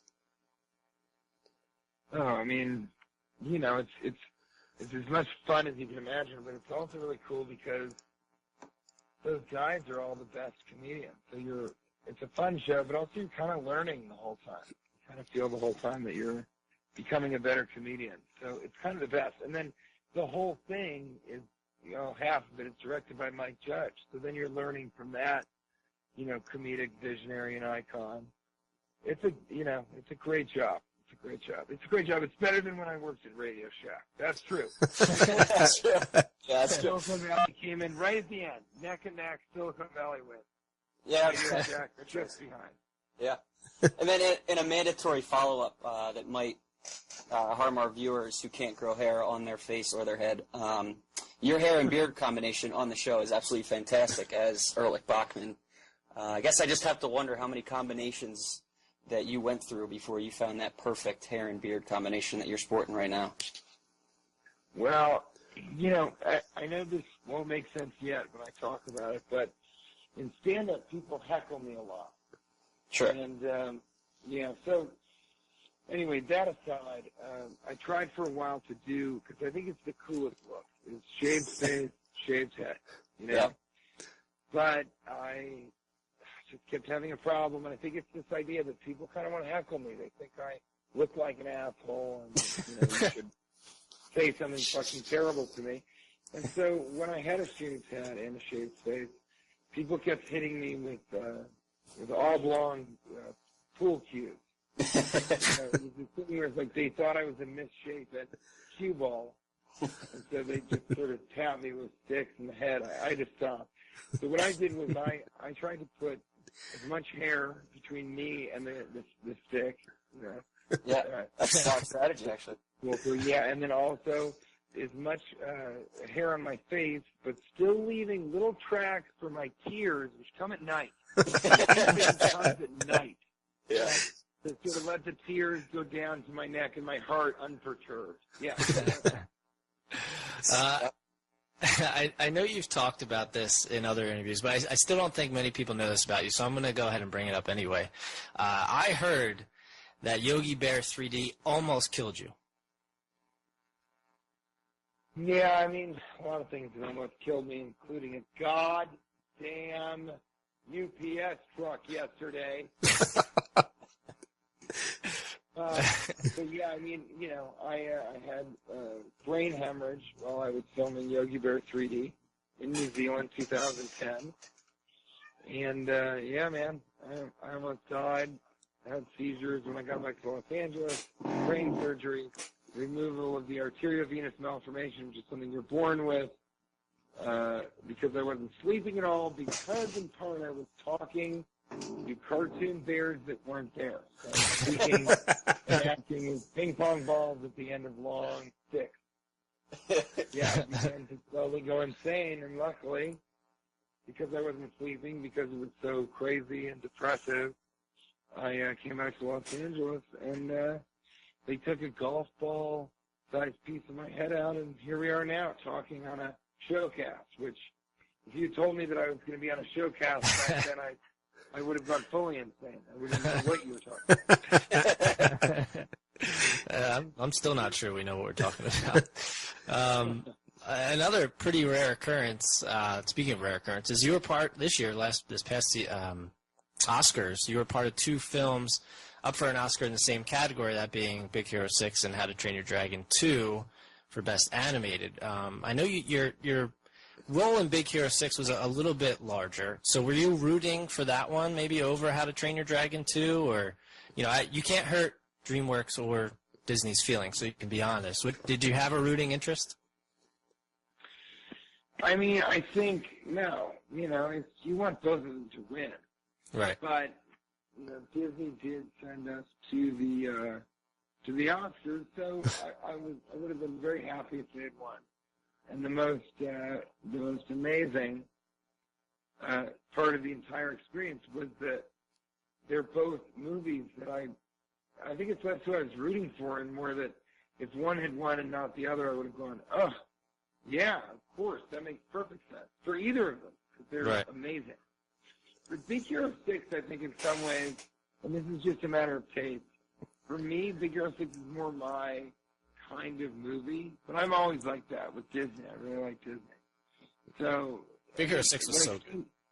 Yeah, exactly. And as a spectator, as an audience member, I think I was really happy that Big Hero 6 won. Is there going to be a sequel to that? I know there's already going to be How to Train Your Dragon 3. Is there going to be another Big Hero 6 movie? That is TBD, which to my understanding means the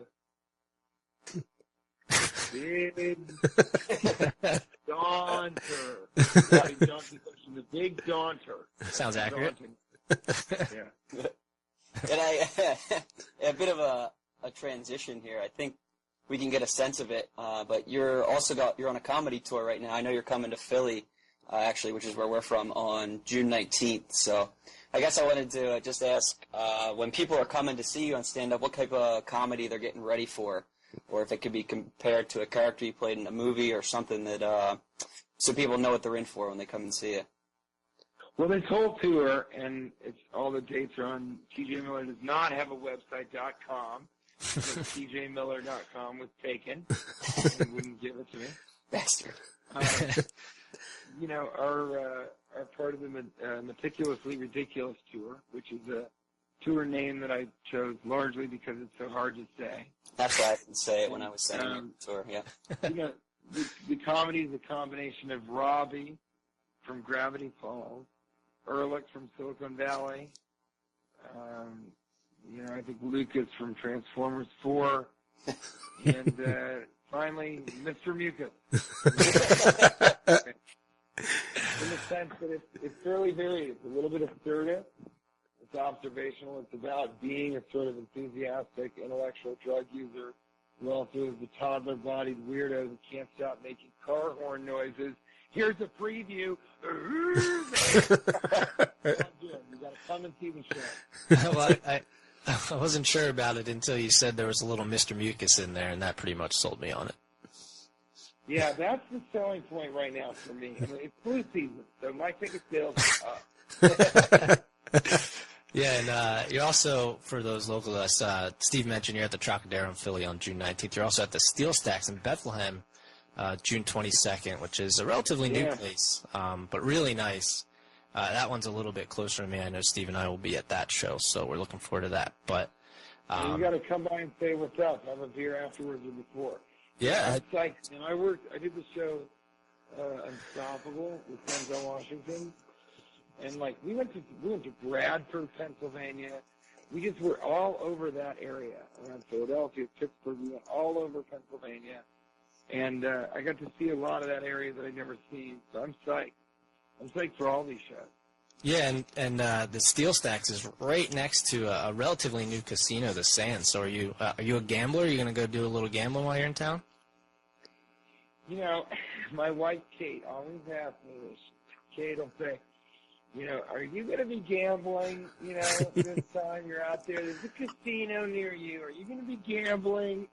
And I just look her straight in the eyes and I say, only with my wife. Russian roulette. That's the way to do it. Yeah. Well, I had mentioned the Big Hero 6, how well that's done, and that's obviously based off a Marvel comic. Another movie you're going to be coming out that just finished production recently is Deadpool. Is there anything, I know, everything's kind of close to the chest. I saw your appearance on Conan, said a whole lot about the movie, and that's great. Is there anything else you could tell us about Deadpool?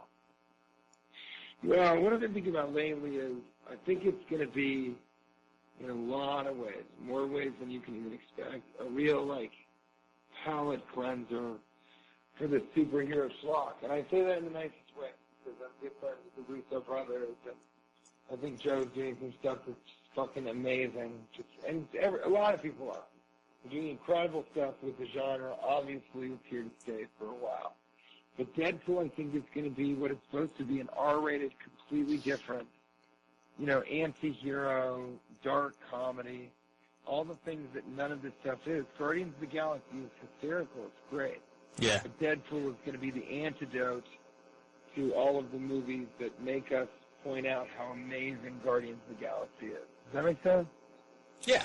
No, from the little bit of a teaser they had, it looks really good and really hilarious. And last week we actually had Ben can chime in on this if he wants. We had a Marvel inker. He did inking for the actual comics for Marvel and DC, and we talked a little bit about it. Yeah, we talked a little bit about the Deadpool movie and how it's more aimed at adults rather than the kids that some of these other ones have been aimed at.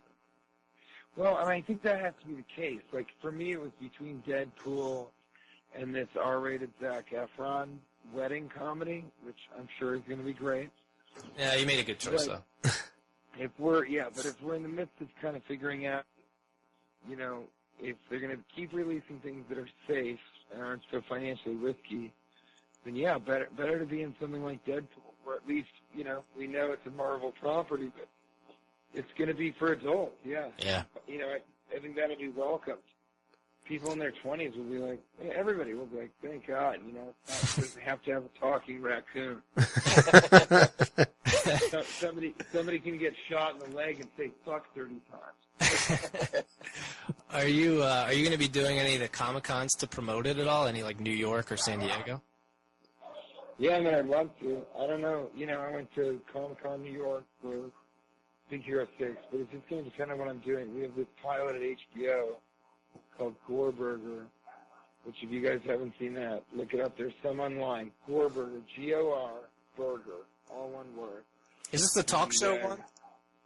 Yeah, exactly. So we're trying to make that. So after Silicon Valley, I've got to, shoot, 6 or 8 episodes of that, and then, so yeah, I'll do the Comic-Cons for sure, time permitting, but more than that, it's just crazy, those places. They're amazing. They're overwhelmingly, it's so nice, and so many weird people feel so safe there. It's a blast.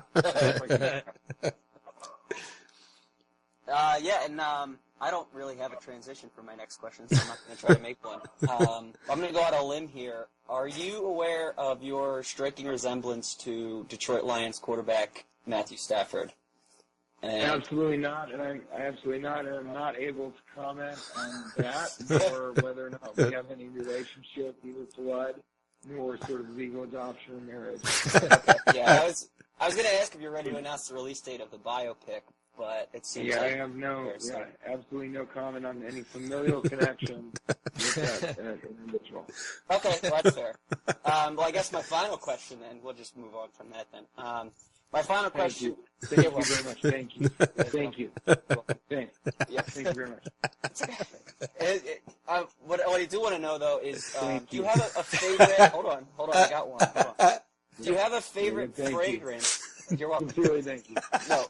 Is this going to be... Trust me, the pleasure's mine. This is going to be the next... Very much. This is going to be the next acceptance speech. Yeah, no problem. Just saying thank you. Just say thank you. Do you have a favorite fragrance from your website? Because I am looking for something new, and I would be excited for Straight Dumpster Sex, but it looks like it's not out quite yet. So would you be able to suggest anything to maybe hold me over? Straight Dumpster Sex and Boozy Brunch are really going to take over this niche section of the market, but I'm working on a fragrance right now called Thank You. Yeah, when you spray it on you, it's just thank you. And, you can feel people moving on from questions that maybe question your familiar relationship with somebody from Detroit or who works in Detroit. Yeah. You know, when you smell this fragrance, you'll feel like, okay, thank you very much, thank you. Right. So I'm working on that one. Then also, you know, I think toddler body is going to make every man feel like he can go pantless with a shirt on, stained in mustard. That's actually the kind of confidence I'm looking for. So I appreciate that. That or having applesauce just as much in your mouth as on your chin. I did see your, not to beat a dead horse, your last date is in Michigan. I don't know how far Royal Oak is from Detroit, but any coincidence about that? Oh, yeah, no, that's, again, thank you guys so much. Yeah, it's just great on the podcast. Or Showcast. And, you know, I'm doing a lot of cities. I'm doing Detroit, I'm doing Grand Rapids, I'm doing Napoleon, I'm doing Ann Arbor. So I'm going all over the country, you know what I mean? Yeah. So, yeah, just know that. But, yeah, I'm all over the country. Yeah, all over the place. Thank you. Yeah. Absolutely. Well, as Lansing, I'm going to be in Lansing, Michigan. East all over Lansing, the country. Yeah. well, as I know, during the Thank you know. you very much. Thank you. During your tour, you're going to be at the Trocadero here in this area, June 19th, June 22nd, the Frank Banco Ale House Cinema in Bethlehem. We want to send people your way. Check out your website, tjmillerdoesnothaveawebsite.com. And of course, follow you on Twitter at @nottjmiller. But TJ, thanks a lot for joining us tonight, man. This was a blast. Hey, man. Thank you. All right, guys, we will be back in the Showcast in just a few minutes. Hang tight.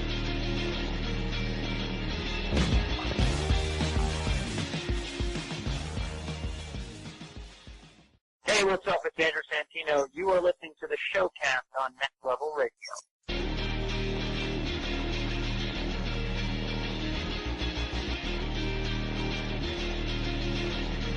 Buongiorno. Special thanks to TJ Miller for that interview. As I said earlier, you guys did a great job with that interview. Oh, thank you. So that was a big interview for us. He, like I said, we had mentioned it during the interview, but he was coming right off of his Critics' Choice Award for Silicon Valley, and his hysterical speech, his hysterical acceptance speech, and his straight minute in that interview of saying nothing but I'm looking forward to Deadpool now that I realize he's in it. Yeah, me too. So, by the way, if you do live in the Philadelphia or Bethlehem area, anywhere nearby, like we mentioned before during the interview, if you live in Bethlehem area, you want to go see him at the Steel Stacks, just go to steelstacks.org. That is on June 22nd. I'm sure we'll remind you of that as that date gets a little bit closer. And then he'll be at the Trocadero June 19th. I think you can just go to nottjmiller.com for that one.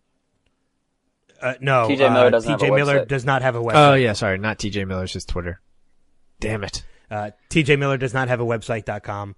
If you're not in the Philadelphia area, you can find the tour dates of anywhere he's coming around you. Yeah. Right there on his website. And all the links to buy tickets to those shows are available on his website as well. Yeah. Actually, I think they're right on the front page. If you live in the Detroit area, there's a couple Michigan shows. Yeah. We don't have to go through all of them. just go to his website. TJ Miller does not have a website.com. I was going off the comment about Matt Stafford. Ah, okay. Steve got it. It's funny. So this week marks this coming Sunday. I can't believe it's already here, but it is the finale of Game of Thrones. Yeah, and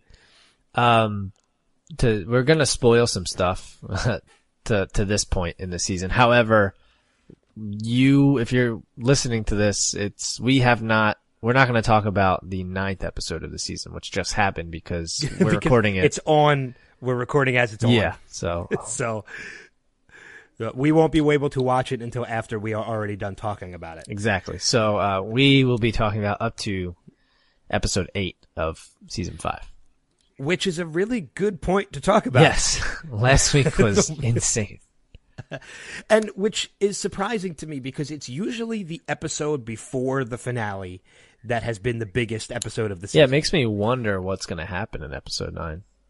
If anything at all. I mean, it could be 2 episodes before the finale this year, but if they're doing something big the episode before the finale this season, they got a lot to top. Yeah.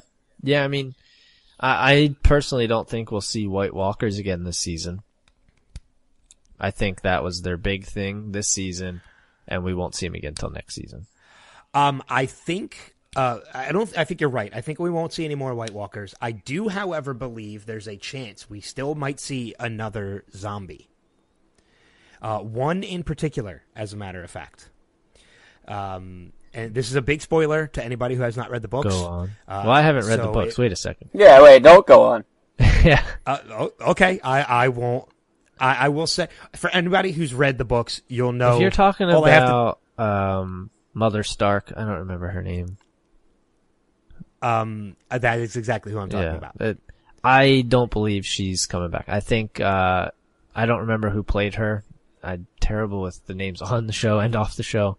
But I think she was quoted as saying that as far as she knows, that's not happening. And that was last season. That wasn't this season that she said that. Things could have definitely changed. And from what I've read online, there was actually an episode.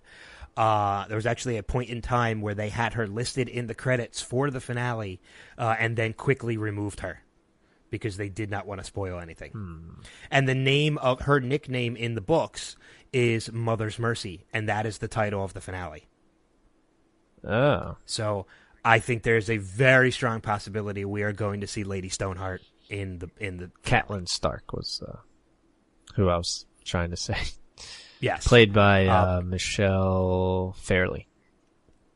So it's not a spoiler in the fact that, because we don't know for sure that it's going to happen. It's more a prediction than well, a spoiler. especially now that they're deviating from the books a little bit.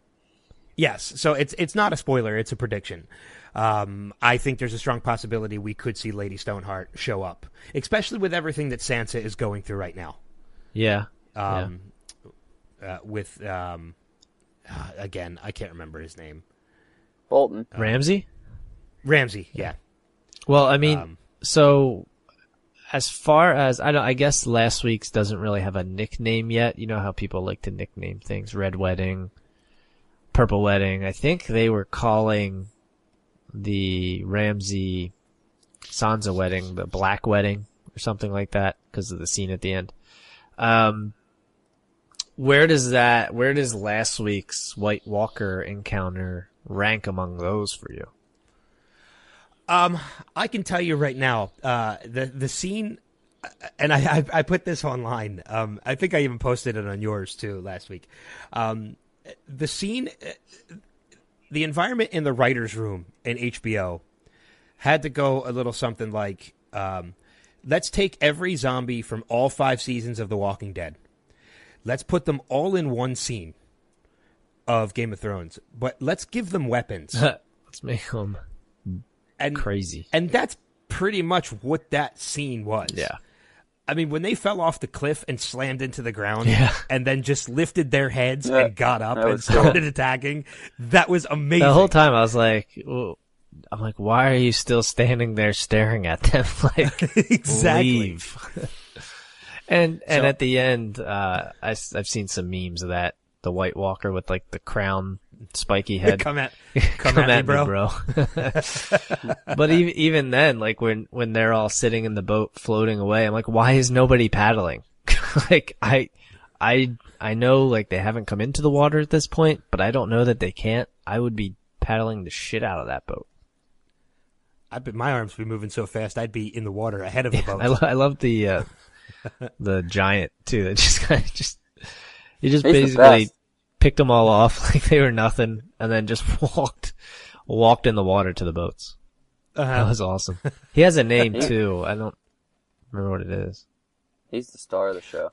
Yeah. The interesting thing about that scene is too that there is something mentioned in the books. Here we go, spoiling stuff for those of us who don't. No. This isn't spoiling anything about it. There's a scene, or there's not a scene. There's a mention of an event that happens on the other side of the wall, but they don't go into detail. So the writers of Game of Thrones had carte blanche with this scene. Like, they were literally allowed to do anything that they wanted. Because this scene is only mentioned in the books, but there's no detail about it. That's cool. So they pretty much could make this scene whatever they want. And if they get more carte blanche opportunities and they do with it what they did with that, I can't wait for the rest of the show. Yeah, that's pretty cool. It was phenomenal. Yeah, it's cool that they get whatever they wanted to do. And how about, for Hard Home was the name of this last episode. How about I don't remember her name, her character's name, but the wildling that was at like the meeting and was kind of on Jon Snow's side. And they gave her a lot of screen time, and then they ended up killing her. Yeah, it was the woman leader. Yeah. And it was like, as soon as she put the kids on the boat, I think that was the moment everybody was like, oh, son of a bitch. She's dead. And then she was kind of the what they showed when the crown guy could wake people up. Yeah. After they had died, and they just turned all of the wildlings into White Walkers. Yeah, you see her get up, and you're like, ah, shit. Yeah. Yeah. It's very interesting that they're doing how they're taking liberties now with the show away from the books, because there's definitely some differences. I mean, there's been 5 books written so far, and out of all 5 books, Daenerys Targaryen and Tyrion Lannister still have not met. That was so they have now. Yeah, that was another big thing with that episode. I mean, that episode, obviously the battle at the end was what everybody was talking about. Well, I texted you and told you to watch it before that even happened. And I did. So thank you. No, that's the point that I was trying to make was I thought that this was the best episode that they had in a year at least, and it was before they did the fight scene. So I thought this was definitely one of their better episodes in a long time. Can I just say too that out of all characters, if there's any one character that could get into Daenerys' pants, it's Tyrion. For sure. Well, didn't one guy already get into her pants? What's his name? He did, but I mean, if there's anybody else, like from outside of her group, that could do it, he can talk his way in or out of anything. Yes. Yeah, I mean, this season, to Steve's point, this season has been a real slow burn until now. And hopefully it's going to keep at this pace till the end. Yeah. I know we're getting way ahead of ourselves, but I'm curious as to what your final predictions are as to who was going to end up on the Iron Throne by the end. It's impossible for the Dragon Lady not to. It's impossible for the Dragon Lady not to. She's got dragons. But she's not in control of those dragons. Doesn't matter. It's over. Then the dragons will sit on it. They don't need. That'd be so cool if at the last scene, a dragon just landed on the throne, cut, and it was in. Over.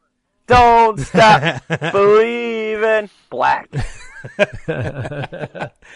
I think my prediction is Daenerys as well. I think Daenerys is going to be on the Iron Throne, and I think Jon Snow is going to be with her.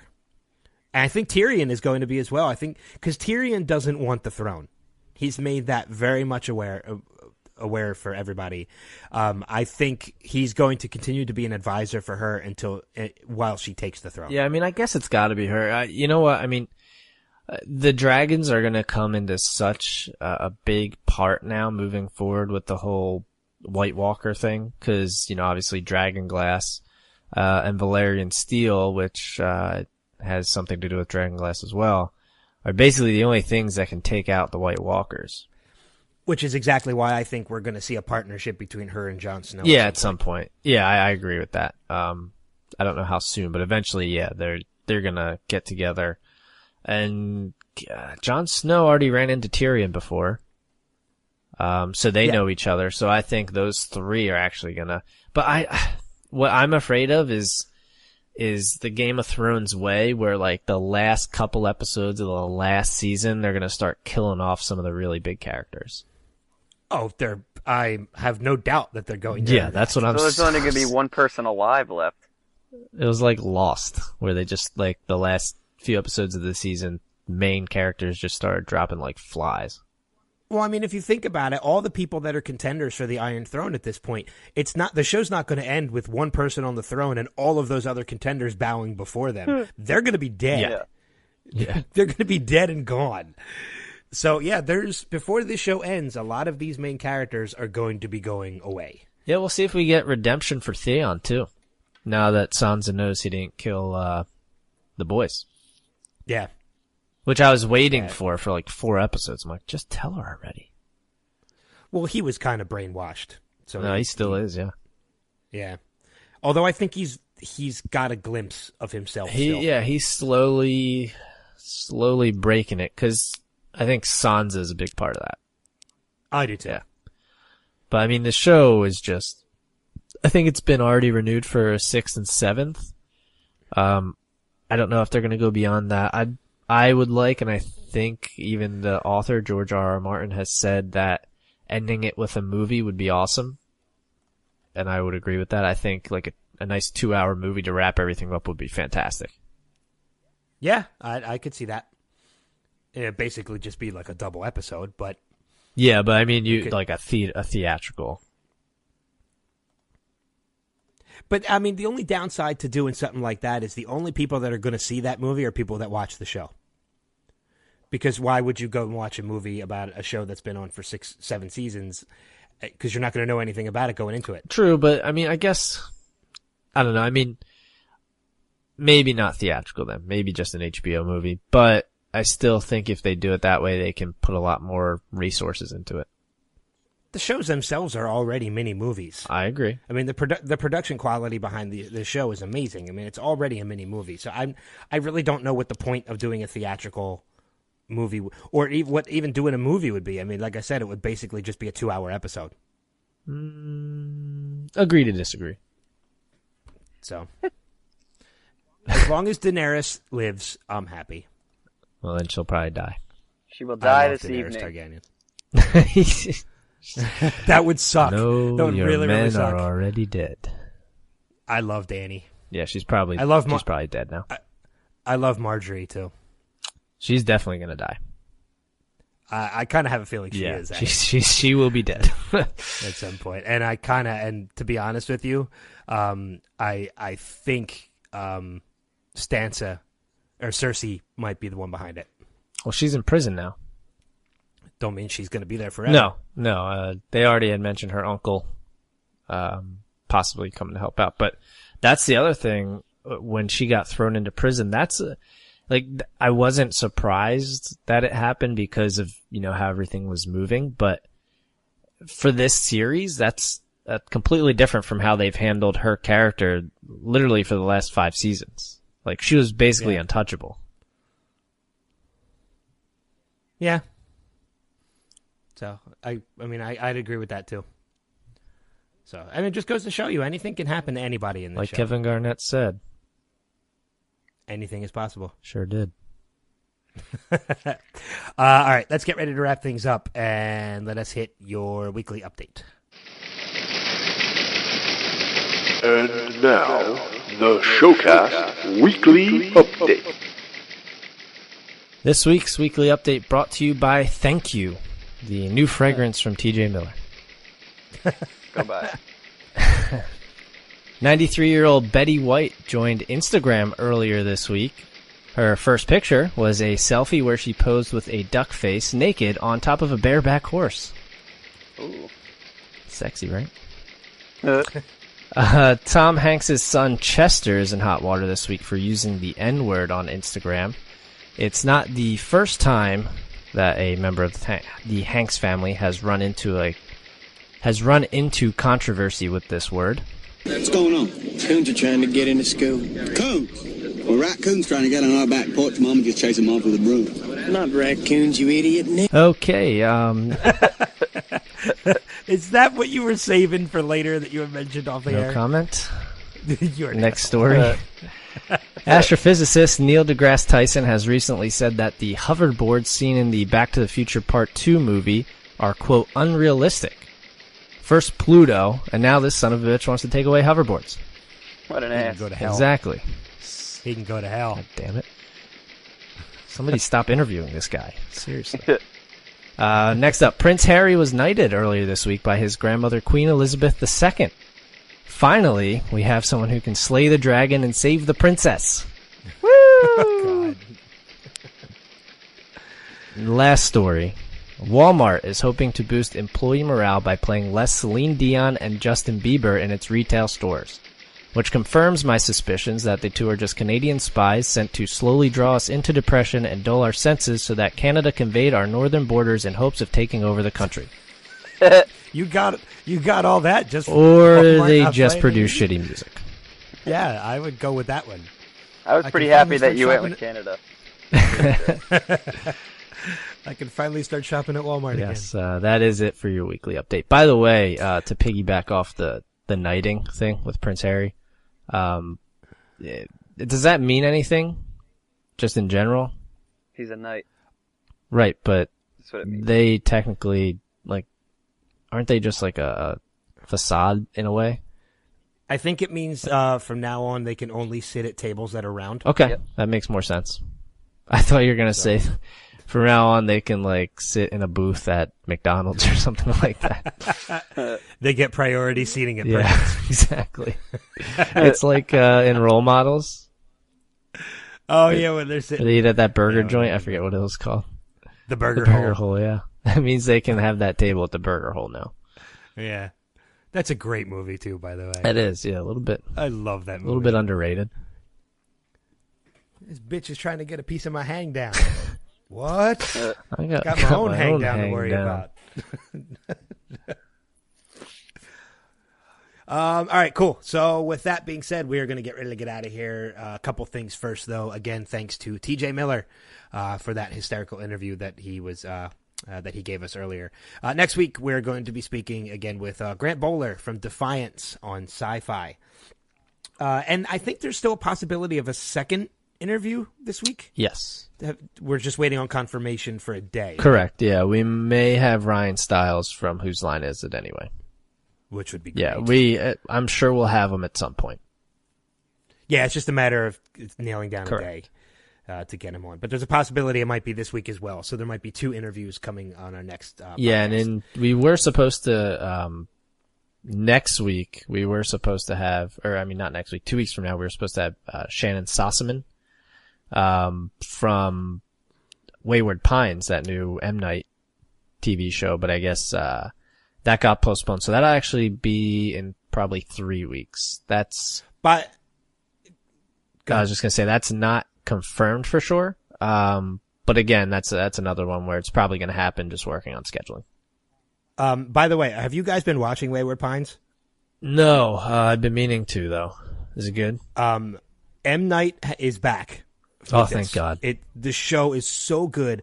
We got the advanced copies of the first 5 episodes through the Fox press room, and I watched all 5, which was the biggest mistake I could have made because I will tell you right now, I've been waiting for 3 weeks to get to episode 6.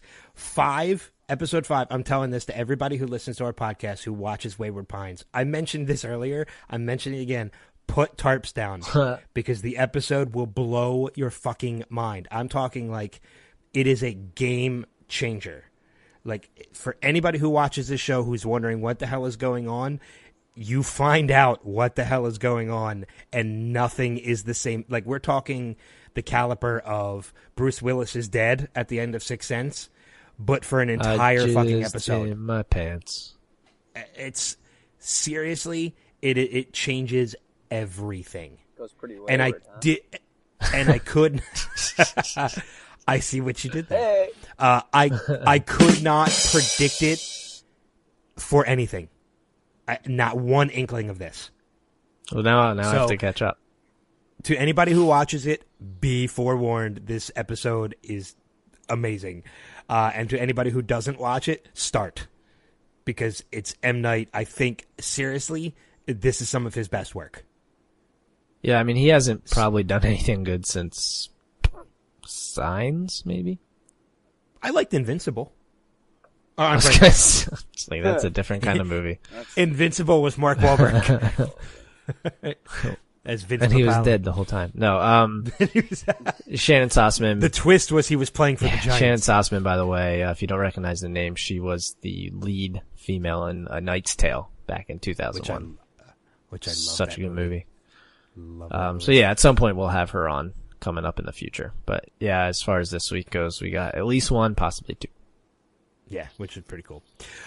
Be sure to follow us on Twitter at NXT Level Radio. Follow us on Facebook and give us a like, facebook.com/nextlevelradioonline. Visit our website, www.nextlevelradioonline.com for all of our past interviews and podcasts, as well as event coverage and trailer trash, which our trailers are already up on the site. Subscribe to us on iTunes. Just go to the iTunes store and search Next Level Radio. We are the first thing that pops up. Leave us a favorable rating on there as well, if you don't mind. But other than that, I got nothing else, unless anybody else has anything. Nope. Nah, I'm good. All right. I thought Steve left already. So did I. So did I, actually. So with that being said, we are going to be off to go watch Game of Thrones. I'm sure we won't be able to talk the finale next week because I'm pretty sure we'll be done recording by the time the finale starts. Yeah. Right. Yeah. Next week. We could. Because we want to watch We could, if we wanted to, save it until Monday. I'm down for that. We'll talk about it. We'll talk. Yeah. We're now having possibility. Yeah, exactly. Steve, do you want to go hang out the next couple days? Well, I'm actually going out to watch the second half of the Warriors game. If you wanted to come out and hang out with me. Anyway, so we're gonna get out of here. Everybody enjoy the rest of your week, and we're out later. Yeah. You son of a bitch.